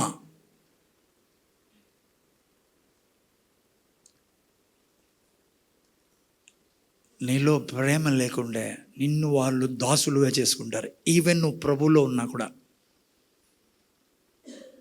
అంత సీరియస్ ఇష్యూ పిల్లరా. ప్రేమ అంటే అది కాదు. ఏంది ఐ లవ్ యూ అని చెప్పేది కాదు. ప్రేమ అంటే బ్రదర్ బర్త్డేకి నేను ఏంది ఇచ్చినా, గిఫ్ట్ ఇచ్చినా, లేకుంటే ప్రైజ్ లాడ్ బ్రదర్, అది కాదు ప్రేమ అంటే. అది ఎథిక్స్, అవి మంచిది, అవి చేయాల. అర్థమవుతుంది నాయన? ఎవరైనా వస్తే కుర్చీ ఇచ్చి నువ్వు కింద కూర్చో, అవన్నీ ఎథిక్స్. అది ప్రేమ కాదు. అదే ప్రేమ అని కూడా చాలామంది. ప్రేమ అది కాదు. ప్రేమ ఏదంటే నువ్వు ఆ మనిషి యొక్క ఏ పాపాన్ని తలుచుకో, నీకు చేసిన ఎటువంటి అన్యాయమైనా నువ్వు తెచ్చుకో లోపలికి, నీ మనసులోకి తెచ్చుకో. ఆ వ్యక్తికి ఏ చెడు మాట్లాడవు నువ్వు, ఆ వ్యక్తికి చెడు చేయవు నువ్వు. నీ పెదవుల గుండా ఏ మానవుని గురించి, నీ పెదవుల మీద ఆ వ్యక్తి గురించి చెడు ఉండదు నీకు. నువ్వు అది ప్రేమ అంటే. అందుకే అది లేకుండా ఉంటే నీ ప్రార్థన పనిచేయదు, నీ అధికారం పనిచేయదు. యేసుక్రీస్తు నామములో నీలో ఉన్న విశ్వాసము పని చేయలేదు. ప్రేమ ఫౌండేషన్, వాటి మీద సమస్తం కట్టబడుతుంది. ముందర చూడండి, నేను ఇప్పుడు మీకు ఇంకో సాక్ష్యాన్ని, బ్రదర్ కెన్నీత్ హేగిన్ జీవితంలోని ఇంకో సాక్ష్యాన్ని తీసుకొచ్చి మీకు అర్థమయ్యేటట్టు చెప్తాను నేను. ఒకరోజు ఏం జరిగిందంటే, ఈయన రాత్రి దాదాపు నైట్ టైం లైక్ పడుకునే ముందు బైబిల్ చదువుకునే దాన్ని బైబిల్ తీసి వినాలా, ముందర చూడాలా. మళ్ళీ పేరు తీసుకుంటే బాధపడతారు. పేరు తీసుకోకుండా మీరు ముందర చూడాలా. మొదటి కొరింథీయులకు రాసిన పత్రిక 13వ అధ్యాయం తీసి చదువుతూ ఉన్నాడు ఆయన. ఎవరు? బ్రదర్ కెన్నీత్ హేగిన్ గురించి చెప్తున్నా. ముందర చూడాలా. చదువుతూ ఉన్నప్పుడు దాంట్లో చదువుతాను ఆయన, ప్రేమ అదే ఇప్పుడు వరకు మీరు చదివారు కదా. ప్రేమ అంటే ఏంటిమా? 3 నుంచి చదువునైనా ఒకవేళ జస్ట్ మీకు హింట్ కోసం 13:3 అక్కడ చదువుతున్నాను ఆయన. బీదల పోషణ కొరకు నా ఆస్తి అంతా ఇచ్చినను, నేను ముందు చూడలేనా, కాల్చబడుటకు నా శరీరం అని చదువుకుంటూ, అమ్మా వింటారా, చదువుకుంటూ టంగ్స్లో మాట్లాడుతూ ప్రార్థన చేసుకుంటూ చదువుకుంటూ దేవునితో సమయం గడుపుతున్నాడు. వినాలా. ఇలా చేస్తున్న సమయంలో రూమ్లో, తను కూర్చున్న రూమ్లో ఒక విచిత్రమైన వాతావరణం రావడం మొదలుపెట్టింది. ఈయన ఎటువంటి వాడు ఆల్రెడీ మీకు చెప్పాను నేను. ఆయనకు అర్థమైపోతుంది ఈ రూమ్లో ఎవరైతే ప్రవేశించకూడదో, ముందు చూడలేనా వాడు, ఈ రూమ్లో ఎవరైతే ప్రవేశించకూడదో వాడు ప్రవేశించాడు. జాగ్రత్తగా వినండి. ఆయనకు అప్పుడే ఆ స్మెల్ అర్థమవుతుంది. అప్పుడే వాతావరణం మొత్తం చేంజ్ అయిపోతూ ఉంది. వినాలా. తనలోకి భయం ప్రవేశిస్తుంది. తను రాసింది చెప్తుంది, తన స్పైన్ లోపల ఎక్కడ లేని భయము, ఎక్కడ లేని వణుకు, ఎన్నడే కానీ. అంటే తను చాలా గొప్ప అనుభవం కలిగిన వ్యక్తి. పిల్లారా, అనేక సార్లు దయ్యాలని తీసిన వ్యక్తి, క్యాన్సర్ ఆత్మని తీసిన వ్యక్తి, దేవుడు బలంగా వాడుకున్న వ్యక్తి. ఈనండి ఏం జరిగిందో ఆ రాత్రి తనకు ఆ రూమ్ అంతా కూడా చీకటి, ఆ భయము ఆయన మీదకి రావడం జరిగింది. ఎవరైనా అనుభవించారా అట్లా భయము? నాకు బాగా అర్థమైంది ఆయన ఏం చెప్తానాడో. 3 రోజులు నేను పాతాళానికి పోలేదు, కానీ పాతాళం ఏముందో నేను అనుభవించాను మా. ఐ మీన్ 3 రోజులు నా జీవితంలో ఎన్నడూ మర్చిపోని దినాలవే. నేను అనుక్షణము భయంలో జీవించిన దినాలవే. నేను మనుషులతో మాట్లాడుతున్నా, వాళ్ళు మాట్లాడుతున్నా నాకు భయం వేస్తుంది. ఎక్కడ పోలన్నా భయం వేస్తుంది, నాకు ఒంటరిగా ఉండాలని భయం వేస్తుంది. ఇక్కడ వచ్చినాక జరిగిందే చెప్తున్నాను. ఈ సంఘంలో కాపురు అయిన తర్వాత, oh my Jesus, I mean భయం అనేది నాకు బాగా అర్థమైంది పిల్లరా. 3 days డే అండ్ నైట్. నేను చాలాసార్లు చెప్పేవి, దురాత్మలు రాత్రి గుర్రాల మీద ఒకసారి అట్లా వచ్చేటివి అవన్నీ. నేను అల్లాడి నాకు అర్థమైంది కదా ఏం చేయాల, నేను ఎవడు చెప్పుకోవాలా, నేను అనుభవించాను ఆ భయం అనేది. బ్రదర్ యొక్క సాక్ష్యంలో ఎప్పుడైతే ఆ రూమ్లో ఆ భయం ఆయన ఆ మీద పడింది ఆయనకి, ఆయన ఆ టైంలో లేచి దాన్ని గద్దిస్తాడు సైతాన్ని, దురాత్మని. ఆ దురాత్మని గద్దిస్తాడు ఆయన. యేసునామములో ఆగో, యేసునామములో పోయి నుంచి. నేను ఎవరో తెలుసా, నేను ఈ నాలో ఉన్నవాడు ఈ లోకంలో ఉన్నవాడి కంటే గొప్పవాడు. జాగ్రత్త వినాలా. ఆయన అనేక వాక్యాలు, వాగ్దానాలు, తన విశ్వాసాన్ని విడుదల చేస్తా ఉన్నా కూడా ఆ దయ్యము ఆయన మీదికే వస్తూ ఉంది, ఆయన ముందరికే. వినాలా, ఏం జరిగిందో తెలుసా? మళ్ళా చెప్తా. దీనికంటే ముందు ఇంకోటి ముఖ్యమైన చెప్పాలా మీకు. మళ్ళా అటుకు వస్తాను నేను, ఏం జరిగిందో ఆ టైంలో. ఓకేనా? జాగ్రత్త వినండి. మీరు నేను తెలుసుకోవాల్సింది ఏమంటే, మీరు యేసు ప్రభువుని రక్షకుడుగా అంగీకరించని వాళ్ళ కథే వేరు అని. లైక్ ఏం వాళ్ళు ఆల్రెడీ శత్రు చేతిలో ఉంటారు. బైబిల్ ప్రకారం నేను చెప్తాను. ముందర చూడండి, ఏ రోజు ప్రభు రక్షకుడుగా అంగీకరించావో నువ్వు నేను యుద్ధంలో ఉన్నాం. మీరు నేను, అందుకే బైబిల్ అంటే పోరాటంలో ఉన్నాం. ఎవరితో కాదు, రక్త మాంసములతో కాదు, అంటే శరీరాలతో కాదు. మనం పోరాటంలో ఉన్నాం. మనం పోరాడున్నది రక్త మాంసంతో కాదు. ఎవరితో? క్లియర్గా బైబిల్ చెప్తాంది. నువ్వు నేను ప్రతి క్షణము దయ్యాలతో బ్యాటిల్లో ఉన్నాం, ఫైటింగ్లో ఉన్నాం. బైబిల్ ఇంకో చోట చెప్తోంది, మన యుద్ధోపకరణములు శరీర సంబంధమైనవి కాదు కానీ దుర్గంలో పడదురు. అంటే మీరు నేను ఆయుధాలు కలిగి ఉన్నాం, మీరు నేను యుద్ధంలో ఉన్నామంట. ఇంకో చోట అంటుంది, దేవునికి లోబడుడి, సాతాన్ని ఎదిరించడి. ఇంకో చోట అనబడింది, నీ శత్రువు ఒక మార్గంలో వస్తే 7 మార్గంలో పారిపోతారని. ఇంకో చోట అనబడింది, నీ పక్కన 1000 మంది పన్నా, కుడి పక్క 10,000 మంది కూడినా విపత్తుని. టోటల్గా పాయింట్ ఏమంటే, ముందు చూడండి, నువ్వు నేను అనుక్షణం యుద్ధంలో ఉన్నాము. అది నీకు అర్థం కావాలా? ఎవరితో యుద్ధము? పక్కింటోడితో కాదు, భర్త భార్యలతో కాదు బిడ్డ, బంధువులతో కాదు. నా యుద్ధము దురాత్మల సమూహంతో ఉంది. మన చుట్టూ ఆత్మలు ఆవరించున్నాయి. అందుకే నేను ఎప్పుడు చెప్తాను, మన జీవితము ఆత్మీయమైంది, శారీరకమైంది కాదు. ఆత్మలో ఏం ప్రభావం పడుతుందో అదే భౌతిక లోకంలో ప్రభావం పడుతుంది. Okay, our life is spiritual, not physical. అందుకే స్పిరిచువల్ నువ్వు ఏం చేస్తావో దాని ప్రభావం భౌతిక లోకంలో పడుతుంది. ఓకే, ముందర చూడండి, ఇక్కడ ముందర చూడండి. నీకు నాకు తెలిసి ఉండాలా, ఆత్మీయ లోకంలో యుద్ధం నేను జయించాలంటే నేను ఏ ఆయుధాలని వాడాలా, ఏ రకంగా నేను ఆత్మీయ లోకాన్ని నేను యుద్ధంలో ఉన్నాను జయించాలి, ఏం చేసి నేను జయిస్తాను అనేది జ్ఞానం కలిగి ఉండాలా. చేసే పెద్ద తప్పు నేను చూపిస్తున్నా, మీరు ముందు చూడండి. యుద్ధంలో ఉన్నామని తెలుసు కదా. హలో, ముందర చూడండి. ఎవరితో? దురాత్మల సమూహంతో. ముందర చూడండి, ముందర చూడాలా. దురాత్మలు ఎట్లా బ్రతుకుతాయో తెలుసా మీకు? దురాత్మలు బ్రతికే వాతావరణం, అది పీల్చుకునే ఆక్సిజన్ ఏదో తెలుసా? దురాత్మలు పీల్చుకునే ఆక్సిజన్ ఏంటి? యాక్చువల్ దురాత్మలు ఏ అట్మాస్ఫియర్లో అవి బతుకుతున్నాయి. ఏ అట్మాస్ఫియర్లో బతుకుతాయి తెలుసా? కోపం,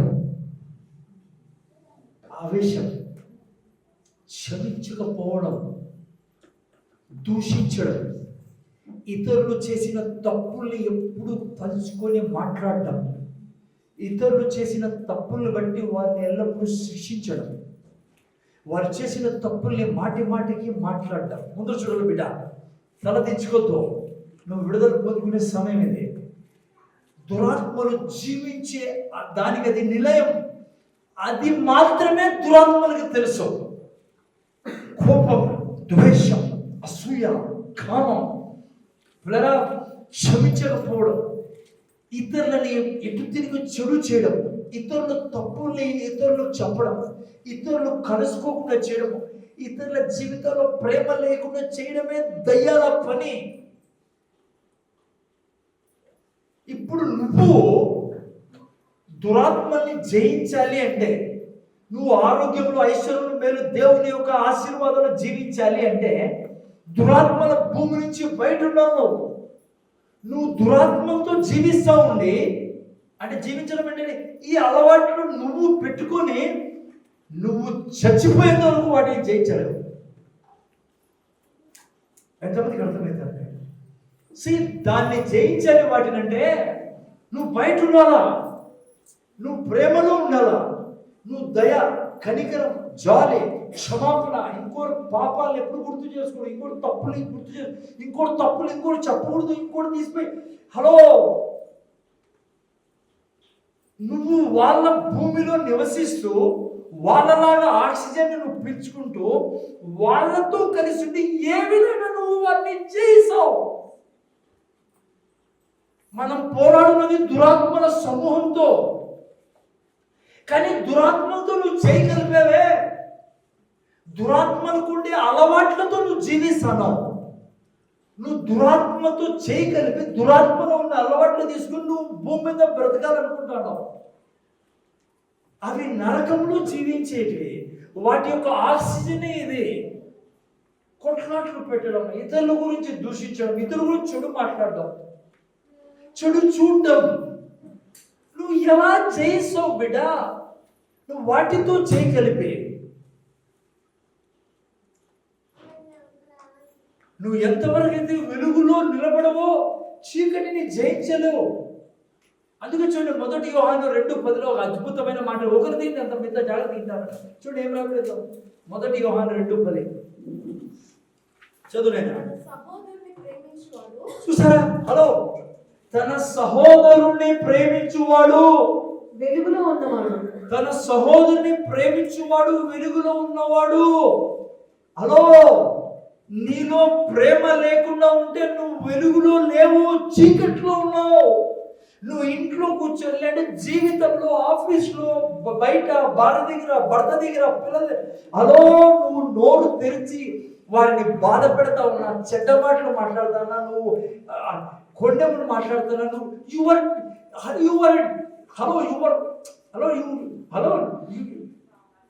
you are with demonic spirits.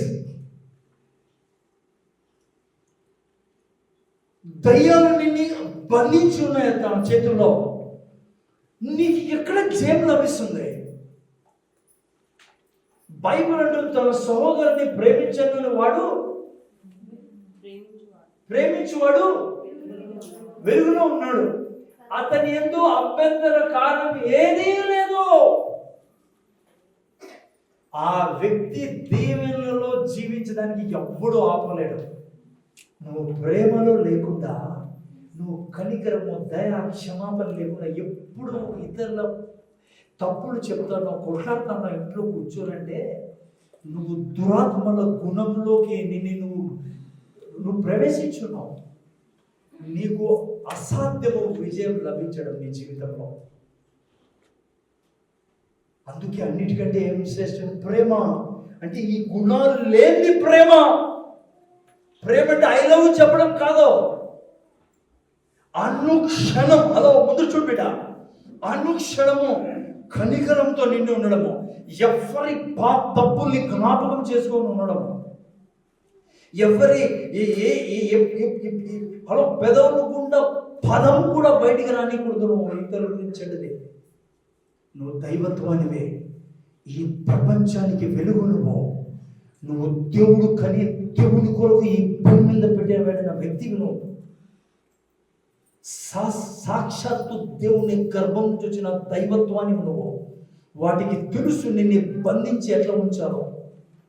ఈ భూమి మీద నేను చెప్తున్నా, ఎప్పుడు నీకు ఆస్తి ఇవన్నీ వేస్ట్ ఊహల్నివి. నీకు దేవుడి తరఫున తప్ప ఆస్తి రాదు, ఆరోగ్యం రాదు. నువ్వు ఎప్పుడైతే ఈ యొక్క శరీరంలో జీవిస్తావు, ప్రేమలో లేకుండా పక్కకి వెళ్తావో, నీ భ్రమ నువ్వు డబ్బులు కలిగి ఉంటానడం, నీ భ్రమ నువ్వు ఆస్తిపరుగానో అందంగానో ఆరోగ్యంగానో సుఖంగా ఉండాలనము, నీకు నరకాన్ని నువ్వు కోరుకుంటా ఉన్నావు నువ్వు ప్రేమలో నడకోకుండా ఉంటే. అందుకే బైబిల్ ఉంటుంది, తన సహోదరుని ప్రేమించేవాడు వెలుగులో ఉంటాడు. ఎక్కువ వాక్యం చదివాడు, వేరే విషయాలకు వెళ్ళాను నేను. 1 యోహాను 4:11 చదువు ఒకసారి. 4:16 ఒకసారి చదువుతాను. దేవునికి ఉన్న ప్రేమను మనం ఎరగని వారమై దాన్ని నమ్ముకొని ఉన్నాం. దేవుడు ప్రేమ స్వరూపే ఉన్నాడు. అలా ముదుస్తున్నాయినా ప్రేమలో లేవనుకో, ఎవరు స్వరూపంలో జీవిస్తాను. నువ్వు ప్రేమలో ఉంటే, ప్రేమ ఎవరు? దేవుడు. ఏమైంది ప్రేమ? దేవుడు ఎవరు? నువ్వు ప్రేమలో లేకుండా నువ్వు ఆ విధంగా జీవిస్తామంటే, దయ లేకుండా, కనికరం లేకుండా, క్షమాపణ లేకుండా, మాటికి పాతవి జ్ఞాపకం చేసుకుంటాం, మాటికి వారి తప్పులు ఎత్తి చూపిస్తూ ఉంటాయి, మాటికి ఇతరుల జీవితాల్లో ప్రవేశిస్తూ ఉంటాయి. నువ్వు దేవుణ్ణి అడవించరు, నువ్వు బంధించి పెట్టేశారు వాళ్ళు. ఆల్రెడీ నువ్వు దాంట్లో ఉన్నావు, నువ్వు బయటకు వచ్చే దినం ఈరోజు. తన సహోదరుని ప్రేమించేవాడు వెలుగులో ఉన్నాడు, లేకుంటే ఎక్కడున్నావు? చీకటిలో ఉన్నావు. దేవుడు కిన్ని దేగంతో అన్నాడు, బిడా ఆయన సాక్ష్యం నేను చెప్పాలి, ఎలా అంటున్నాను సార్. దేవుడు అన్నాడు, కిన్ని డీమన్ నేచర్స్ కలిగే డీమన్ స్పిరిట్ని నువ్వు ఎప్పుడు జయించలేవు. అర్థమైందా? డీమన్ స్పిరిట్స్ కలిసి ఉంటే నువ్వు డీమన్ స్పిరిట్ ఎప్పుడు జయించలేవు. నువ్వు ప్రేమలో జీవించినప్పుడే నువ్వు చీకటి మీద రాజుగా జీవిస్తావు. ముందు చూడలేనా, అక్కడ చూడకండి. అర్థమైందా? దేవుడు అన్నాడు, నువ్వు ప్రేమలో జీవించినప్పుడు నేను నీతో కలిసి జీవిస్తా. నువ్వు ప్రేమలో జీవించినప్పుడు నీ జీవితంలో దూతలు పనిచేయడం మొదలు పెడతారు.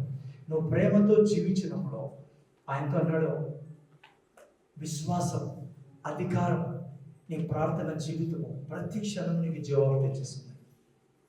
ఓకే, అర్థమవుతుందిలేనా? లేకుంటే నీ విశ్వాసం, నీ ప్రార్థన ఏవి నీకు సాయం చేయను నువ్వు ప్రేమలో లేకుంటే. ఇప్పుడు ఈయన మొదలు చెప్తాను, విక్టరీ స్టోరీ ఇద్దాము.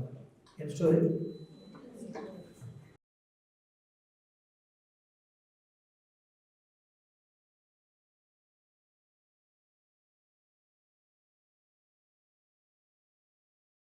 ఆ యొక్క భాగాన్ని చదువుతున్నప్పుడు నేను ఇప్పుడే చెప్పినట్లుగా మొత్తం అట్మాస్ఫియర్ చేంజ్ అవుతుంది రూమ్లో. దైవజనుడికి తెలుసు, ఎందుకంటే ప్రభు వచ్చేవాడు. ప్రభు వచ్చినప్పుడు ఆయన దగ్గరికి వేరే వాతావరణం ఉండేది, సంతోషం, ఆనందం. సో ఆయనకి బాగా అర్థమైపోయింది, డెవిల్ స్పిరిట్ నా యొక్క రూమ్లోకి ఎంటర్ అయినాడని, సాతాన్ ఎంటర్ అయినాడని, దురాత్మ ఎంటర్ అయింది. ఆయన బైబిల్ చదువుతూ ఉండి ఆ యొక్క వాక్యాన్ని ధ్యానిస్తూ ఉన్నప్పుడు చూశాడు. వెంటనే వాతావరణము అంతా తను ఆవరించడము. అక్కడ చూసే మూలలో జాగ్రత్త తినండి, చీకటిలో నుంచి ఒక దురాత్మ తన మీదికి రావడము, తను చూస్తున్నాడు నడుచుకుంటూ తన మీదికి రావడం. తన కళ్ళు అగ్నిలాగా ఉన్నాయంట, ముఖము వికారమైంది, చాలా దుర్వాసనతో నిండి ఆ యొక్క వాతావరణం అంతా చెడిపోయింది అక్కడ. అయితే ఈయనలో ఎక్కడలేని భయం ప్రవేశించింది పిల్లరా. ఏమి చేయాలో దిక్కు తెలియని స్థితికి వెళ్ళిపోయాడు. ఆ తర్వాత ఏం చేశాడంటే ఆయన లేచి నిలబడి ఆ యొక్క దురాత్మని గద్దించడం మొదలుపెట్టాడు. ముందు చూడాలా, యేసు నామములో దూరం పో, తనకు తెలిసిన వాక్యాలని చెప్తున్నాడు. ఇంకోటి చెప్తున్నా మీకు, యేసు రక్తాన్ని కూడా పిలిచాడు ఆయన. ఈ దురాత్మ ఒక్క అడుగు కూడా ముందు వెనక్కి వేయకుండా తన మీదికి రావడం జరుగుతుంది. పిల్లల్ని గట్టి పట్టుకుని ఆయన ముందర చూడండి. ఆయన ఏం చేయాలో తెలియని స్థితి అన్నీ చేసుకున్నాడు, చేసేటవన్నీ. రక్తాన్ని పిలుస్తున్నాడు, నాలో ఉన్నవాడు గొప్పవాడు, నేను ఏం బంధిస్తానో భూమి మీద ఆకాశం మీద అది బంధించబడును, సమస్త వాక్యాలు విడుదల చేశాడు. ఈయన విశ్వాసంలో హీరో అంటారు ఈయన్ని. ప్రపంచం, క్రైస్తవుల ప్రపంచంలో బ్రదర్ కెన్నీ దగ్గరనే మార్క్స్ వార్త 11వ అధ్యాయము ఆయన రాశాడంటారు. అంటే ఐ మీన్ లైక్ అట్లా అంత ప్రాముఖ్యమైన వ్యక్తి. అందుకే మీకు చెప్తున్నాను బ్యాక్గ్రౌండ్ని. ముందు చూడండి, ఆయన ఇంత చేస్తాన్నా అది ఆగల. ముందర చూడండి. ఇప్పుడు వెంటనే ఆయన మాట్లాడడం మొదలుపెట్టాడు. అన్నాడు, తండ్రి ఏం చేయాలో నేను, పరిశుద్ధాత్మ దేవా ఏం చేయాలో చెప్పండి, నాకు అర్థం కాలంలే. తను మాట్లాడుతూ అన్నాడు. హోలీ స్పిరిట్ చెప్పాడు, పరిశుద్ధాత్మ దేవుడు చెప్పాడు ఆయనతో, గో ఇన్ టు డీప్ అంటాను ఆయన. పరిశుద్ధాత్మ దేవుడు మాట్లాడుతున్నాడు తనతో. ఎప్పుడు దేవుడు మనం ఇడిచిపెట్టాడు పిల్లరా, ఎప్పుడు ఇడిచిపెట్టాడు. హలో హరీష్ ఇంటాను కదా, ఎప్పుడు ఇడిచిపెట్టాడు. నువ్వు ఇడిచిపెడితే మనం ఇడిచిపెడతా తప్ప. ఇప్పుడు వినండి, పరిశుద్ధాత్మ అన్నాడు గో ఇన్ టు డీప్ అని. ఇతనికి అర్థం కాలేలా, ఎక్కడికి వెళ్ళాలి, నేను ఇంకా అన్నీ చేసేసాను కదా చేయాల్సినట్టు. పరిశుద్ధాత్మ వెంటనే అన్నాడు, ఏం చదువుతా అంటివి నువ్వు, ఏం చదువుతా అంటివి అన్నప్పుడు ప్రేమ గురించి చదువుతా అంటే పరిశుద్ధాత్మ దేవుడు చెప్పాడు, వినియోగించుకో దాన్ని అని. టక్కని కళ్ళు మూసుకొని ఆ క్షణమందు, అయ్యా నన్ను క్షమించు, నేను ఎవరికన్నా అన్యాయం చేసి ఉంటే క్షమించకుండా ఎవరికన్నా నేను వారి యొక్క అపరాధాలని మనసులో పెట్టుకొని ఉంటే, వారు ఏ తప్పు చేసి ఉన్నా క్షమించి వాళ్ళని నేను క్షమిస్తానా, రిలీజ్ చేస్తానా. ఇక నేను ఎప్పుడు వారి యొక్క పాపాలని జ్ఞాపకం చేసుకోను, వారి యొక్క బలహీనతను జ్ఞాపకం చేసుకోను, నేను క్షమిస్తాను అని ఎప్పుడైతే తన పెదవుల నుంచి వచ్చిందో, ఇది చాలా క్రూయల్ ఈవిల్ స్పిరిట్. ఈవిల్ స్పిరిట్లు కూడా చాలా ర్యాంకింగ్స్ ఉంటాయి. ఇప్పుడు దాంట్లో పోను నేను. ఈ ఈవిల్ స్పిరిట్ ఎప్పుడు అది చేసేది తను నాశనం చేయడానికి. ఆ రోజు అయితే లాస్ట్ డే అయింది, ఒక రకంగా చెప్పాలంటే ఫినిష్ డే. అదే తన లోపలికి ఐ డోంట్ నో ఏం రోగం పెడుతుందో అదే ఆ వ్యక్తిలో. హార్ట్ అటాకే చేస్తుందేమో.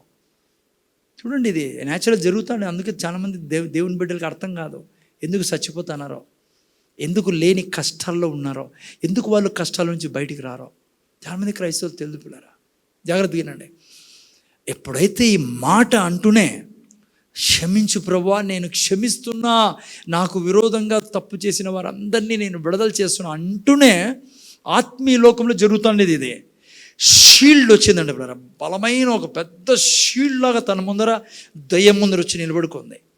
ఆ షీల్డ్ మీద LOVE లవ్ అని రాయబడిందంట.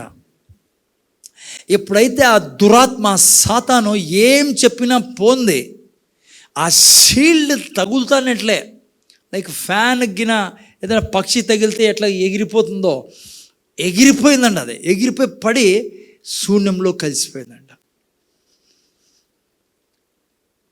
పరిశుద్ధాత్మ దేవుడు అన్నాడు, అర్థమైందా నీకు జీవితం అని. కెనితగన్ ఆ క్షణమైన భయం అంతా వెళ్ళిపోయి సమస్తం వాతావరణం మారిపోయి దేవుడు అన్నాడు, ఈరోజు నువ్వు జీవితంలో అతి ముఖ్యమైన పాఠాన్ని నేర్చుకున్నావు. అవును ప్రభువా, నా జీవితంలో ఇంత ఎప్పుడు నేను చూడలే ఈ యొక్క పరిస్థితి. ఈవెన్ నరకానికి వెళ్ళొచ్చాడు ఆయన, అప్పుడు దేవుడే తీసుకెళ్ళాడు, అందుకే ఏం ప్రాబ్లం లేదు. ఇప్పుడు డైరెక్ట్గా డెవిల్ సాతానుతో యుద్ధం చేస్తున్నాడు ఈయన. జాగ్రత్త ఈయన బిడ్డ, నా జీవితంలో ప్రతి క్షణం జరిగేది అదే. ఆయన అన్నాడు, ప్రభా ఇంత శక్తి ఉన్న ప్రేమకి ఏంటిది లైఫ్ అంటే, అప్పుడు ప్రభు చెప్పాడు, బిడ్డ ప్రేమ అన్నిటికంటే పవర్ఫుల్ వెపన్ ఆత్మీయ లోకంలో. ప్రేమలో జీవించేవాడు, నేను వాడు కలిసి జీవిస్తాను, నాలో ఉన్న మహిమ ఆ వ్యక్తిలో నుంచి అనుక్షణము ఆత్మీయ లోకానికి కనపడుతూ ఉంటుంది. ఆ వ్యక్తిని ఎవడు దాటలేడు, ప్రేమలో జీవించే వ్యక్తిని.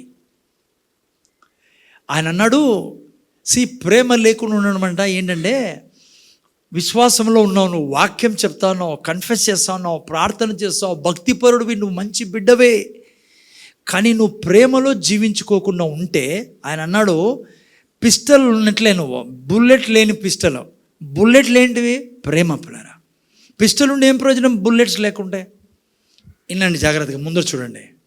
ఆయనకు చెప్పింది ఏంటంటే, పరిశుద్ధాత్మ దేవుడు కెన్నిదేగంతో, బిడ్డా ఎప్పుడైతే ప్రేమ లేదో నీ దగ్గర, నువ్వు ఇతరులకు క్షమించకుండా, ఇతరుల గురించి చెడ్డ మాట్లాడుతూ, ఇతరులని శపిస్తూ, ఇతరుల యొక్క జీవితాల గురించి మాట్లాడుతూ, ఎప్పుడు వారి బలహీనతల్ని జ్ఞాపకం చేసి, ఇది దురాత్మలు నీ జీవితంలో చేస్తాండేది. జాగ్రత్త వినండి. దేవుడు అన్నాడు, నువ్వు ఎప్పుడైతే ప్రేమ నుంచి పక్కకు వచ్చి క్షమించకుండా, దయ చూపకుండా, జాలి తలచుకోకుండా, ఆత్మఫలాల్లో జీవించుకోని ఉంటే, నువ్వు దురాత్మలతోనే నువ్వు జీవిస్తున్నావు అని ఏమన్నాడు తెలుసా? వాటికి ఏ బలం లేదు, కానీ నువ్వు బలం ఇస్తున్నావు, నీ జీవితం ద్వారా అవి పని చేస్తానని బైబిల్ తీయండి. యాకోబు గ్రంథము 3వ అధ్యాయము, ఎక్కడ రాసిందో మీకు చదివిస్తాను నేను. యాకోబు గ్రంథము 3వ అధ్యాయం 14 నుంచి చూడండి. ఆయన ఎవరన్నా స్క్రీన్లో పెట్టు బిడ్డ. ఇవన్నీ ఉన్నాయా బైబిల్లో? అయితే మీ హృదయములలో, చూసారా పిల్లరా, నానా ఇంతవరకు నేను చెప్పిండేది బైబిల్లో నుంచి, కానీ అనంతపురం భాషలో మీకు చెప్పాను నేను. అయితే మీ హృదయంలో సహింపనలవి కాని మత్సరము, అతి డేంజరస్ ఏదైనా ఉంటే కుళ్ళు పిల్లరా. ముందర చూడు బిడ్డ, అరే నైనా ఈ కుళ్ళుతో ఎవడు ఈ ప్రపంచంలో జయం సాధించినోడే లేడు. ఎందుకు కుళ్ళు? నీకు ఇతరులు క్షేమంగా ఉండాలని ఎందుకు కోరుకో? నీకు ఏది నష్టం రాదు. నీకున్న వాగ్దానాలు అన్ని దేవుడు నీ జీవితం నెరవేరుస్తాడు. ఎందుకు ఇంకోరు కుటుంబం గురించి మాట్లాడతావు బయటికి వెళ్ళి? ఎందుకు ఇంకో వ్యక్తి గురించి మాట్లాడతావు? నువ్వు దురాత్మలకి సహాయపడుతున్నావు బిడ్డ. నువ్వు ఎన్నడే కానీ దేవుని యొక్క ఆశీర్వాదాలు నడవకుండా నీ జీవితాన్ని పాడు చేసుకుంటావు. అవి నిన్ను రోగాల పాలు చేస్తాయి. శరీరం నిండా నువ్వు పీడించబడతావు. ఇక్కడ భూమి మీద ఈవెందో నువ్వు బలలో పాల్గొంటా ఉన్నా, ఈవెందో నువ్వు యేసు ప్రభు వాక్యాలు చెప్తా ఉన్నా, అక్కడ చూడు ఏం రాబడిందో, సహింపనలవి కానీ మత్సరము వివాదం ఉంచుకున్న వారైతే అతిశయపడద్దు, ఇదే విధానం అనుకోవద్దు. ఇట్లాగే జీవిస్తా. వాడు అట్లా ఎందుకు చేశాడో, వాడు ఎందుకు చెప్పాడు నాకే, ఎందుకు మమ్మల్ని ఇట్లా చేశాడో, వాడు నా ఆస్తి కొట్టేశాడు, వాడు డబ్బులు తీసుకుని ఈ యొక్క పాపపు జీవితంలో నువ్వు జీవించి ఇదే మార్గం అనుకుంటా ఉంటే నువ్వు ఏం చేస్తానో తెలుసా?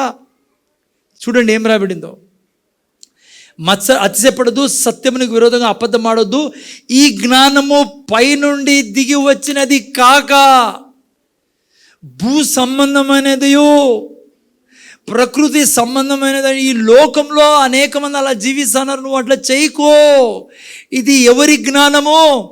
ప్రకృతి సంబంధమైనది, దయ్యాల జ్ఞానము. నువ్వు దురాత్మలతో కలిసి పనిచేస్తున్నావు. ఇంట్లోకి వెళ్ళి వాళ్ళు ఇట్లా, వీళ్ళు ఇట్లా, చర్చ్ ఇట్లా, పాస్టర్ ఇట్లా, వాళ్ళు ఇట్లా చేశారు, అది నువ్వు. బైబిల్ చెప్తా ఉంది, ఇది దయాల జ్ఞానము వంటిదే ఉన్నది.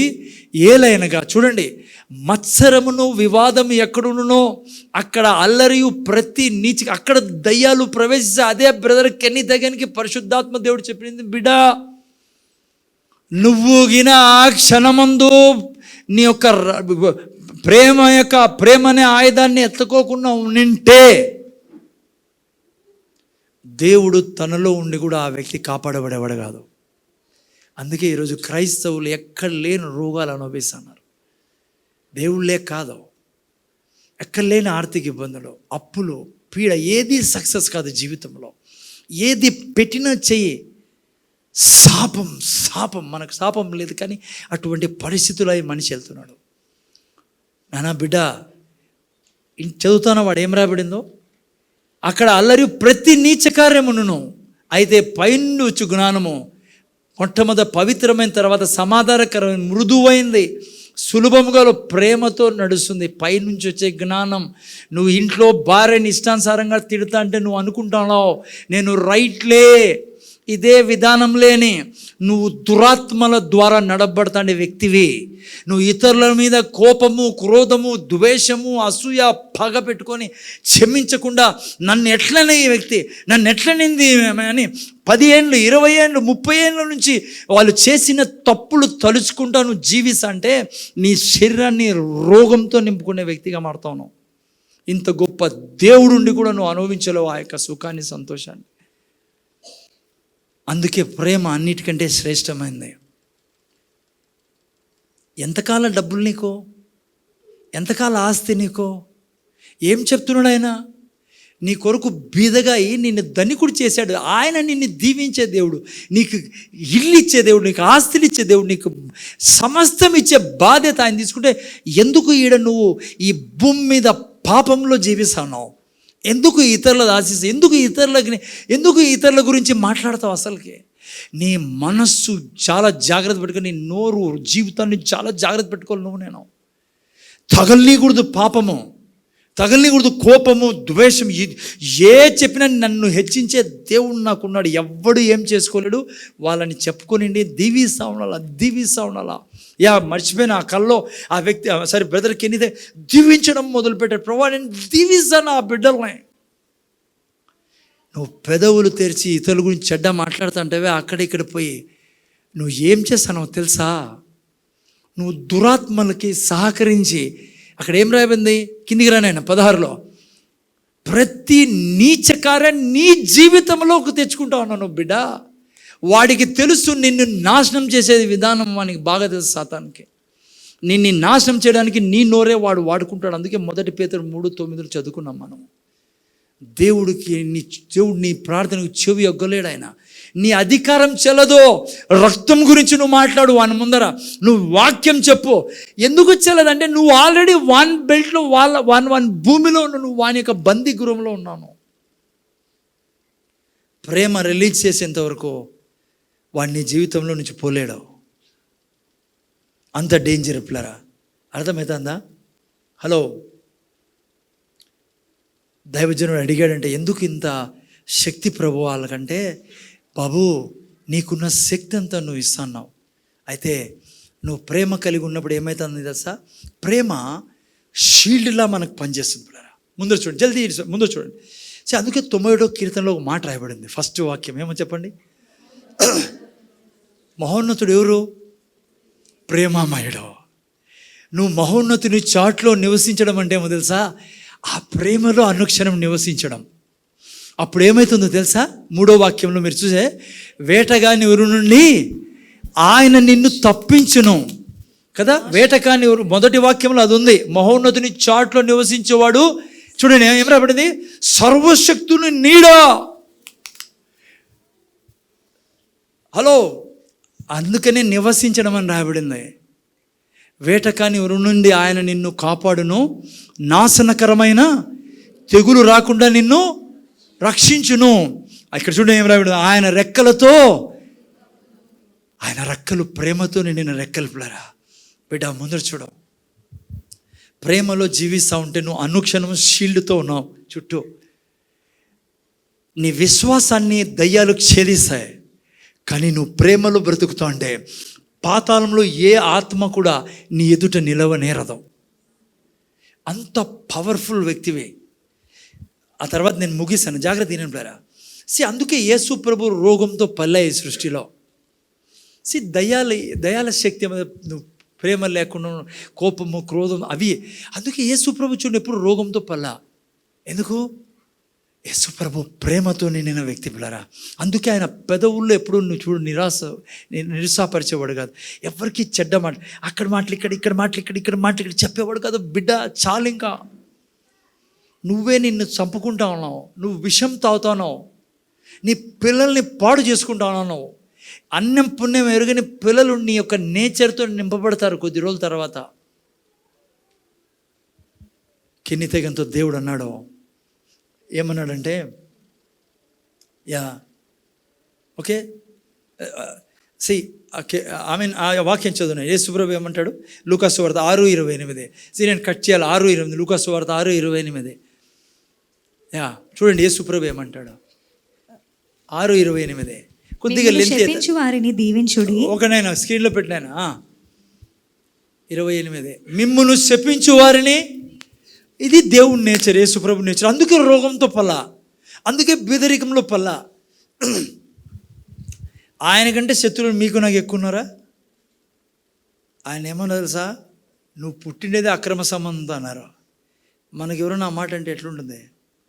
ఆయన ఏమన్నా సార్, నువ్వు దయ్యాలు పట్టినోడు అన్నారు, నువ్వు తిండిపోతూ అన్నారు, రకరకాలుగా. కానీ నువ్వు ఆ బైబిల్ అంతా చదువుకో, సువార్తలు. ఆయన ఏం చేసేవాడు తెలుసా? మిమ్మల్ని శపించు వారిని దీవించుడే, మిమ్మల్ని బాధించు వారి కొరకు ప్రార్థన చేయడి. నిన్ను ఒక చెంప మీద కొట్టు వాని వైపునకు రెండవ చెంప కూడా త్రిప్పము. ఎప్పుడు? ఎందుకు? నీకు నీకు నీకు ఫేవర్లో షీల్డ్ లేస్తుంది స్వర్గం నుంచి. ఎందుకు యేసుప్రభు అట్లా చెప్తున్నావు? ప్రభా, వాడు కొడతా అంటే నువ్వు కొట్టించుకుంటావు కదా భయ. నిన్ను కొడతా అనేది ఆ వ్యక్తి ద్వారా దయ్యాలు రా. నువ్వు కొడితే నువ్వు దయ్యాలతో కలిసిపోతావు. నేను నీ జీవితంలో ఏం చేయలేను. అందుకే నీకు ఒక చెంప కొట్టినప్పుడు ఇంకో చెంప చూపి అంటే జాగ్రత్తగా నేను ముగిస్తాను. నిన్ను ఎవ్వరు ఎంత చెడ్డ చెప్తానా, ఏది చెప్తున్నా, ఏది చేస్తున్నా, నువ్వు కేవలం ఆయన కళ్ళలో కళ్ళు పెట్టుకొని ఆయన వాక్యాన్ని తీసుకొని ముందుకెళ్తా ఉండవు. ఎవరు చెప్పారా బైబిల్లో నీ శత్రువులను మిత్రులుగా చేస్తానని? దయ్యం కాదు, నేను దేవుడు చెప్పిండేది. ఈ బైబిల్ నిండా ఎవరైతే ప్రేమతో నడిచారో వారు తలస్థానంలో ఉన్నారు, ఎన్నడూ కానీ కింద పడలేదు.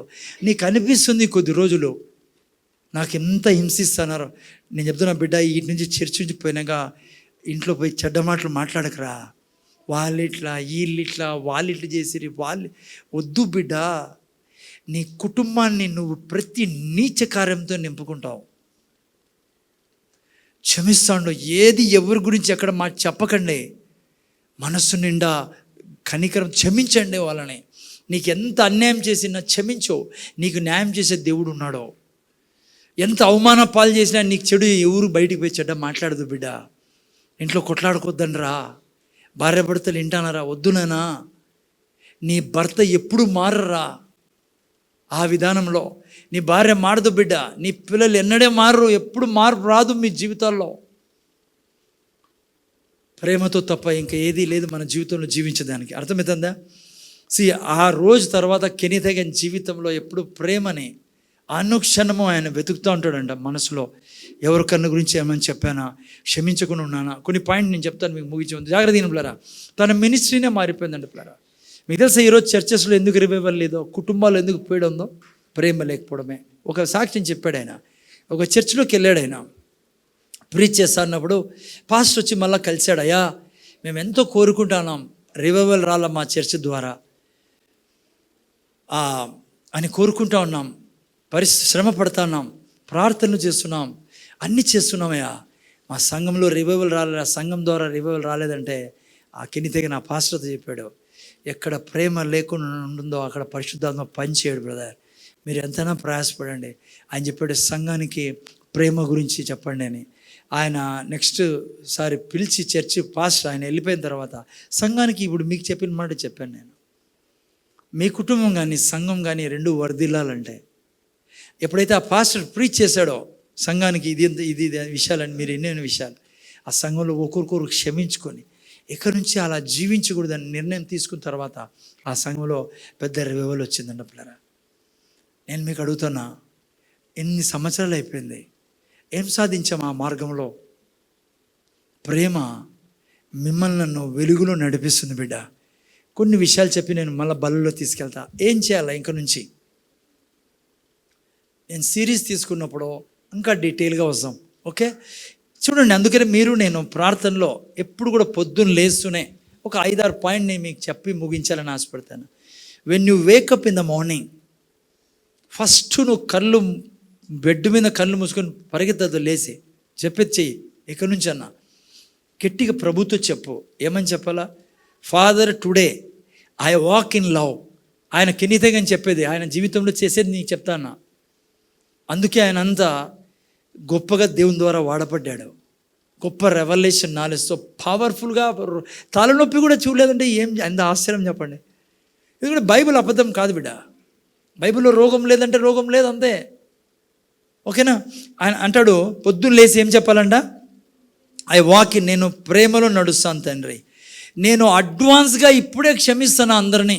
నన్ను ఎవరెవరైతే బాధ పెడతారో, నా గురించి చెడ్డ చెప్తారో, నాకు విరోధంగా మాట్లాడతారో, ఎటువంటి వ్యక్తినైనా ముందే అడ్వాన్స్గా నేను క్షమిస్తాను. నేను అఫెన్స్ తీసుకోను. చాలా డేంజరస్ ఏమో తెలుసా అఫెన్స్ తీసుకోవడం అంటే. ఎవరో నన్ను అంటారు కదా ఏదన్నా, దాన్ని తీసుకొని దాన్ని మాట్లాడుతూ దాన్ని తలుస్తూ ఎట్లనే నాకు ఎట్లనే నా భర్తకి ఎట్లనే ఈ అఫెన్స్ తీసుకున్నాడు చాలా విషం తాగుతాను. నేను ఒక మాట చెప్తున్నా, ఇంత ప్రీచింగ్ అవసరం లే. మీకు ఆల్రెడీ తెలుసు ఎట్లుంటుందో నువ్వు క్షమించుకోకుండా ఉంటే. పోనీ భార్య భర్తలు కొట్లాడుకున్నారు అనుకో, ఎట్లుంటుందిరా? బృందావన్ గార్డెన్లో పోయినట్లుంటుందా? మీకు తెలుసు ఎముకలను వస్తూ ఉంటాయి, బాగుండదు జీవితం, మనసు బాగుండదు. మీకే అనిపిస్తుంది ఏందిరా ఈ బతుకు, ఎందుకురా ఊరికి, ఎందుకు కొట్లాడుకోరా, ఏంది అసలు? దురాత్మల పని చేస్తున్నాయి మీ జీవితంలో. ఈవెన్ నువ్వు ప్రభులో ఉన్నా. అందుకే బైబిల్ ఉంటుంది, దేవునికి లోబడుడి, అపవాదిని ఎదిరించుడి. ఇంకో చోట రాయబడింది, అపవాదికి చోటీకుడే. రెండవది నువ్వు నేను చేయాల్సిందే. ఫస్ట్ లేస్తూ నేను చెప్పాలా, నేను ప్రభా నేను ప్రేమలో నడుస్తా, నేను అందరినీ క్షమిస్తున్నా అడ్వాన్స్గానే. ఆ తర్వాత నేను ఎవరి గురించి కూడా చెడ్డ మాట్లాడను, కనికరంతో మాట్లాడతా, దయతో మాట్లాడతా. రెండవది తేల్సిందే, నువ్వు పొద్దున్నే లేచి నువ్వు ఏం మాట్లాడతావో వాటి మీద దేవుణ్ణి కృపను అడిగే, చెడ్డ మాట్లాడకుండా సాయం చేయి. ఎందుకంటే గుర్తుపెట్టుకో, నువ్వు మాట్లాడే ప్రతి చెడ్డ మాట దయ్యాలకి ద్వారం తెరుస్తూ ఉంది. అది వాటి లాంగ్వేజ్, అవి నివసించే స్థలం అది. నువ్వు భార్యను అనుకోవచ్చు, ఆఫ్టర్ ఆల్ ఇదేందని, నీకు దయ్యం ఆ మాట చెప్తాడు లేదే. ఎందుకంటే దేవుడు అన్నాడు, ఆమె నీ యొక్క శరీరము, నువ్వు ఆమెకు శిరస్సు అని. నీ శరీరం రోగంతో పడ్డము నీకు ఇష్టమైతే ఎవరు ఏం చేయలేరు దాన్ని బట్టి. అందుకే చూడండి, 109వ కీర్తన 10 ఏం రాబడింది తెలుసా?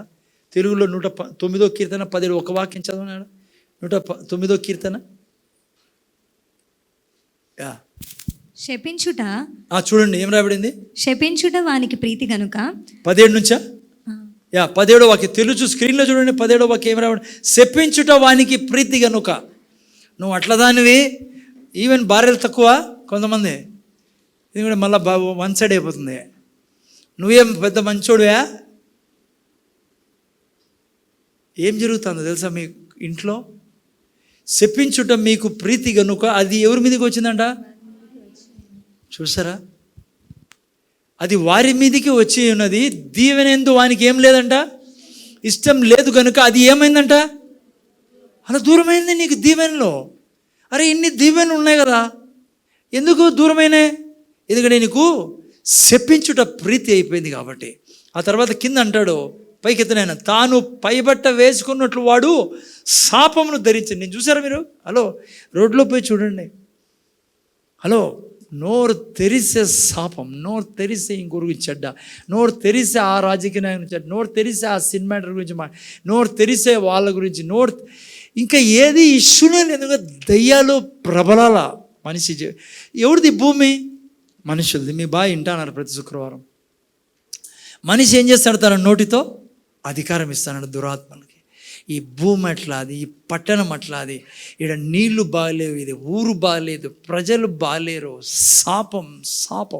పోనీ వాడేమేదో శపించి నువ్వు వాక్యం కాకుండా, దయ, ప్రేమ, కనికరము, జాలి, క్షమాపణ లేకుండా నువ్వు ఏది మాట్లాడుతున్నా, నువ్వు పైబట్ట వేసుకున్నట్టు వాడు శాపం ధరించుకుంటాడు. అది నీళ్ళ వలె వాని కడుపులో చొచ్చి ఉంది. ఎంత భయంకరమైన మాటలు పిల్లరా ఇవే. నువ్వు నీళ్లు తాగినప్పుడు కడుపులో నీళ్లు పోతాయి. నువ్వు ఇట్లా మాటలు మాట్లాడతావే, తీసేసే మాటలు భార్యని, తీసేసే మాటలు భర్తని, లేకుంటే ఇంకా వేరే వ్యక్తుల గురించి నువ్వు మాట్లాడుతానవే బిడ్డ, నువ్వు అనుకుంటానో ఎవరు చూడడం లేదని. అందుకే ఆరంభంలో చెప్పాను, నువ్వు ఆత్మీయ లోకంలో ఉన్నావు. నీ నోటి నుంచి వచ్చే ప్రతి శాపపు మాట దయ్యాలకి నువ్వు భోజనం పెట్టినట్లే. అందుకే కెనితేగంతో అన్నాడు, బిడ్డ నువ్వు దయ్యాలతో సహవాసం చేసినప్పుడు దయ్యాలకి చాలా బలం, నువ్వే బలం ఇస్తానది దయ్యాలకి. అదే యాకోబు గ్రంథం 3లో చదువుకున్నా. ఆడు చూడండి ఏం రాబడిందో, తాను కప్పుకున్న వస్త్రం వలె, తాను నిత్యం కట్టుకుని నడికట్టు వలె అది వానిని వదలకుండును. అందుకే ప్రేమ ఏమైంది, అన్నిటికంటే శ్రేష్టమైంది. బిడ్డ ఎవరికి చెడ్డ మాట్లాడదని రా, క్షమించండి. ఏం కాదు, నీ జీవితంలో మేలే మేలే మేలే జరుగుతుంది. ఆఫీస్లో ఎవరికి చెప్పించద్దండి. వెనకలకు వచ్చి ఆ బాస్ ఇట్లా, వాడిట్లా, వీడిట్లా అని మాట్లాడుతున్నారే, మీ భవిష్యత్తుని భ్రష్టు పట్టించుకుంటారు మీరు. మీ జీవితాన్ని ఎప్పుడు కూడా ఇంకొకరికి చెడ్డ మాట్లాడకూడదు, కోపం మాట్లాడకూడదు, అసహ్యం మాట్లాడకూడదు. ఎవరైనా మీకేం చేయాలి దాన్ని జ్ఞాపకం పెట్టుకూడదు, క్షమించాలా. లేకుంటే అవే రోగాలకి, బీదరికానికి, నీ జీవితంలో పీడకు కారణం. ప్రేమ పట్టుకొని ఉండు, క్షమించు. ఎప్పుడు చెప్తా ఉండు, చెక్ చేసుకో. నీకు ఏదైనా డిలే అవుతుంది, శరీరంలో అనారోగ్యం ఉంది పోవడంలా, ప్రభువుకి చెప్పు, ప్రభువా ఎక్కడైనా నేను పొరపాటు చేస్తున్నా, క్షమించకుండా ఉన్నానా స్వామి, ఎక్కడైనా ప్రాబ్లం ఉందా ప్రభు నాకు తెలియజేయి. ఎప్పుడు ప్రభువుని అడుగుతా ఉండాలా. ఇదే థర్డ్ పాయింట్ నేను మీకు చెప్పాల్సింది. Refuse to take offence, don't keep score. కొంతమంది స్కోర్ రాసి పెట్టుకుంటారు, ఇట్లనే అట్లనే అట్లనే 10 ఏళ్ళైనా 20 ఏళ్ళైనా మర్చిపో, నువ్వు చచ్చిపోతా అంటావు ఆ దాంట్లో పడి. హలో, ఏం చెప్పాలంటే people say things, you say father I forgive them, I release them, I walk free. కేవలం భార్యతో ఇంట్లో మంచిగా ఉంటే కాదు, ట్రాఫిక్లో ఎవరో నిన్ను బైపాస్ చేస్తున్నారో నువ్వు వాడు చెప్పిస్తావే, ఎవరి మీదకి పోయేది అది? రే ఈడేట్ అంటావే, వాడిని పట్టుకొని వాడు ట్రాఫిక్లో నీకు ఇబ్బంది పెట్టలే అంటే ఎవరన్నా అంటావే, ఎక్కడికి పోతుంది అది? నువ్వు అనుకుంటావు ఆయన తీసిపోతాడని, నువ్వు తెచ్చుకుంటావు ఇంట్లోకి. అది చెప్పించుటో వానికి ప్రీతి కనుక వాని ఇంటి మీదకి పోయిందని రాయబడిందా? అది వాని మీదకే వచ్చును. నీ నోట్ నుంచి ప్రతి పదము మరణమా జీవమా నువ్వు నిర్ణయించాల్సి ఉంది. అందుకే దేవుడు అంటాడు నాలుకలో జీవం మరణం ఉందని. అర్థమైందా పిల్లల? Quick to repent. హలో, మంచి గుణం. వెంటనే సారీ చెప్పండి, వెంటనే సారీ. అమ్మా పొరపాటున భార్య అయినా, ఈవెన్ చిన్నపిల్లలైనా, ముందర చూడాలైనా, హలో బిడ్డ కూతురైనా కొడుకైనా సారీ చెప్పండి. చిన్న పైన పెద్ద ఉండదు, పాపానికి పెద్ద దయ్యాల దగ్గర చిన్న పెద్ద ఉండదు. నేను పాస్ట్ అయినా ఎవరైనా వెంటనే సారీ చెప్పాలా, రిపెంట్ కావాలా, వాపస్ రండి, ముగిస్తానా. ప్రేమ నువ్వు సేఫ్గా జీవింపజేసేది ప్రేమ. అది పెద్ద షీల్డ్ మా. నువ్వు సేఫెస్ట్ ప్లేస్ ఈ సృష్టిలో ఏంటంటే ప్రేమ. ఏం చేస్తావు? జాగ్రత్తగా ఎప్పుడూ చెక్ చేసుకుంటా ఉండు లోపల జీవితంలో. ఎవరి గురించైనా కుళ్ళుందా, క్రోధం ఉందా, అసహ్యం ఉందా, ఆ బ్రదర్ అంటే నాకు సరిపోదా? ముందు చూడు బిడ్డ, ఫినిష్ చేసి ముందు చూడైనా. సపోజ్ ఎవరిదైనా నీకు మనసులో వెంటనే ఆశీర్వదించు. ఆమె అర్థమైందా? శివాజీ, తండ్రి శివాజీ నేను ఆశీర్వదిస్తున్నా, నన్ను క్షమించే ప్రభా, ఆ బిడ్డ గురించి ఏదున్నా నేను ఆ బిడ్డను క్షమిస్తాను. మా ఇద్దరి మధ్య యేసునామములో ప్రేమ ఉండును గాక, సమాధానం ఉండును గాక, ఆ బిడ్డ వర్ధిల్లును గాక, ఆ బిడ్డ నిత్య జీవం ఉండును గాక, ఆ బిడ్డకు మంచి ఉద్యోగాలు వచ్చును గాక, ఆ బిడ్డ శరీరం నిండు ఆరోగ్యం ఉండును గాక, తన భార్య పిల్లలు ఎప్పుడు వర్ధిల్లుదురు గాక, వాళ్ళకు మేలు జరుగును గాక. చెప్పించుట వానికి ప్రీతి అయినప్పుడు అది అడిగిపోతుంది, నీ మీదకి వస్తుంది. రెండవది ఏమవుతుంది? దయ్యాలకి తెలిసిపోతుంది, ఈ వ్యక్తిని మనం టచ్ చేయలేం, ఈ వ్యక్తి ప్రేమరీలంలోకి ప్రవేశించాడు, ప్రేమాపూర్ణుడు ఆయన సన్నిధిలో జీవిస్తూ ఉన్నాడు, మహోన్నతిని చాట్లో ఉన్నాడు. కెనితేగా నాకు చాలా ఇష్టమైన ప్రీచర్ పిల్లరా. ఆయన అంటాడు, నువ్వు ప్రేమలో జీవిస్తూ ఉంటే నువ్వు దేవుని యొక్క రెక్కల కింద ఉన్నావు, ఈ సృష్టిలో ఏ దయ్యానికి నువ్వు కనపడవంటాడు ఆయన. చూడండి భూమి మీద ప్రజల జీవితం ఎట్లుందో. నువ్వు ప్రభువుని నమ్ముకున్నావే, నువ్వు అలాగా బ్రతికితే ఏంటి తేడా? అందుకే పీడలో ఉన్నావు. నీ శరీరానికి అనారోగ్యమో, నేను అది మాత్రమే కారణం అనను, తిండి తినేటప్పుడు జాగ్రత్తగా ఉండాలా. కానీ మ్యాక్సిమం 90% కారణము నీ నాలుక నువ్వు క్షమించకపోవడమే, ఇతరుల లెక్కను రాసుకుంటూ ఉండడమే. మీరు చూసుకోండి మీ జీవితాలు ఎట్లుందో. నిరుత్సాహపడకండి. నేను ఇది చెప్తానంటే నేను చాలా చెక్ చేసుకొని నేను నిలబడినాడా. ఎప్పుడు నిమిషం చెక్ చేసుకుంటా ఉండండి. క్షమాపణ చెప్తా ఉండండి. ఇతరులను క్షమించండి. ఎలా ఈజీ. ఫస్ట్ నోరు తెరిచి నువ్వు బ్లెస్ చేస్తాడు, వాళ్ళని బ్లెస్ చేస్తాడు. నీ మీద పాపం నిలబడినీదు. నీ మీద ప్రేమ రాజ్యం నీలో బయలుదేరుతుంది. నేను ఎప్పుడు చెప్తా ఉండు, కామం లేని వాడిని, క్రోధం లేని వాడిని. నేను దేవునికి పుట్టి ఉన్నా. రేపు వారం మళ్ళవారు నేను మీకు చూపిస్తాను. చూడండి ఎక్కడి నుంచి వచ్చాం మనం.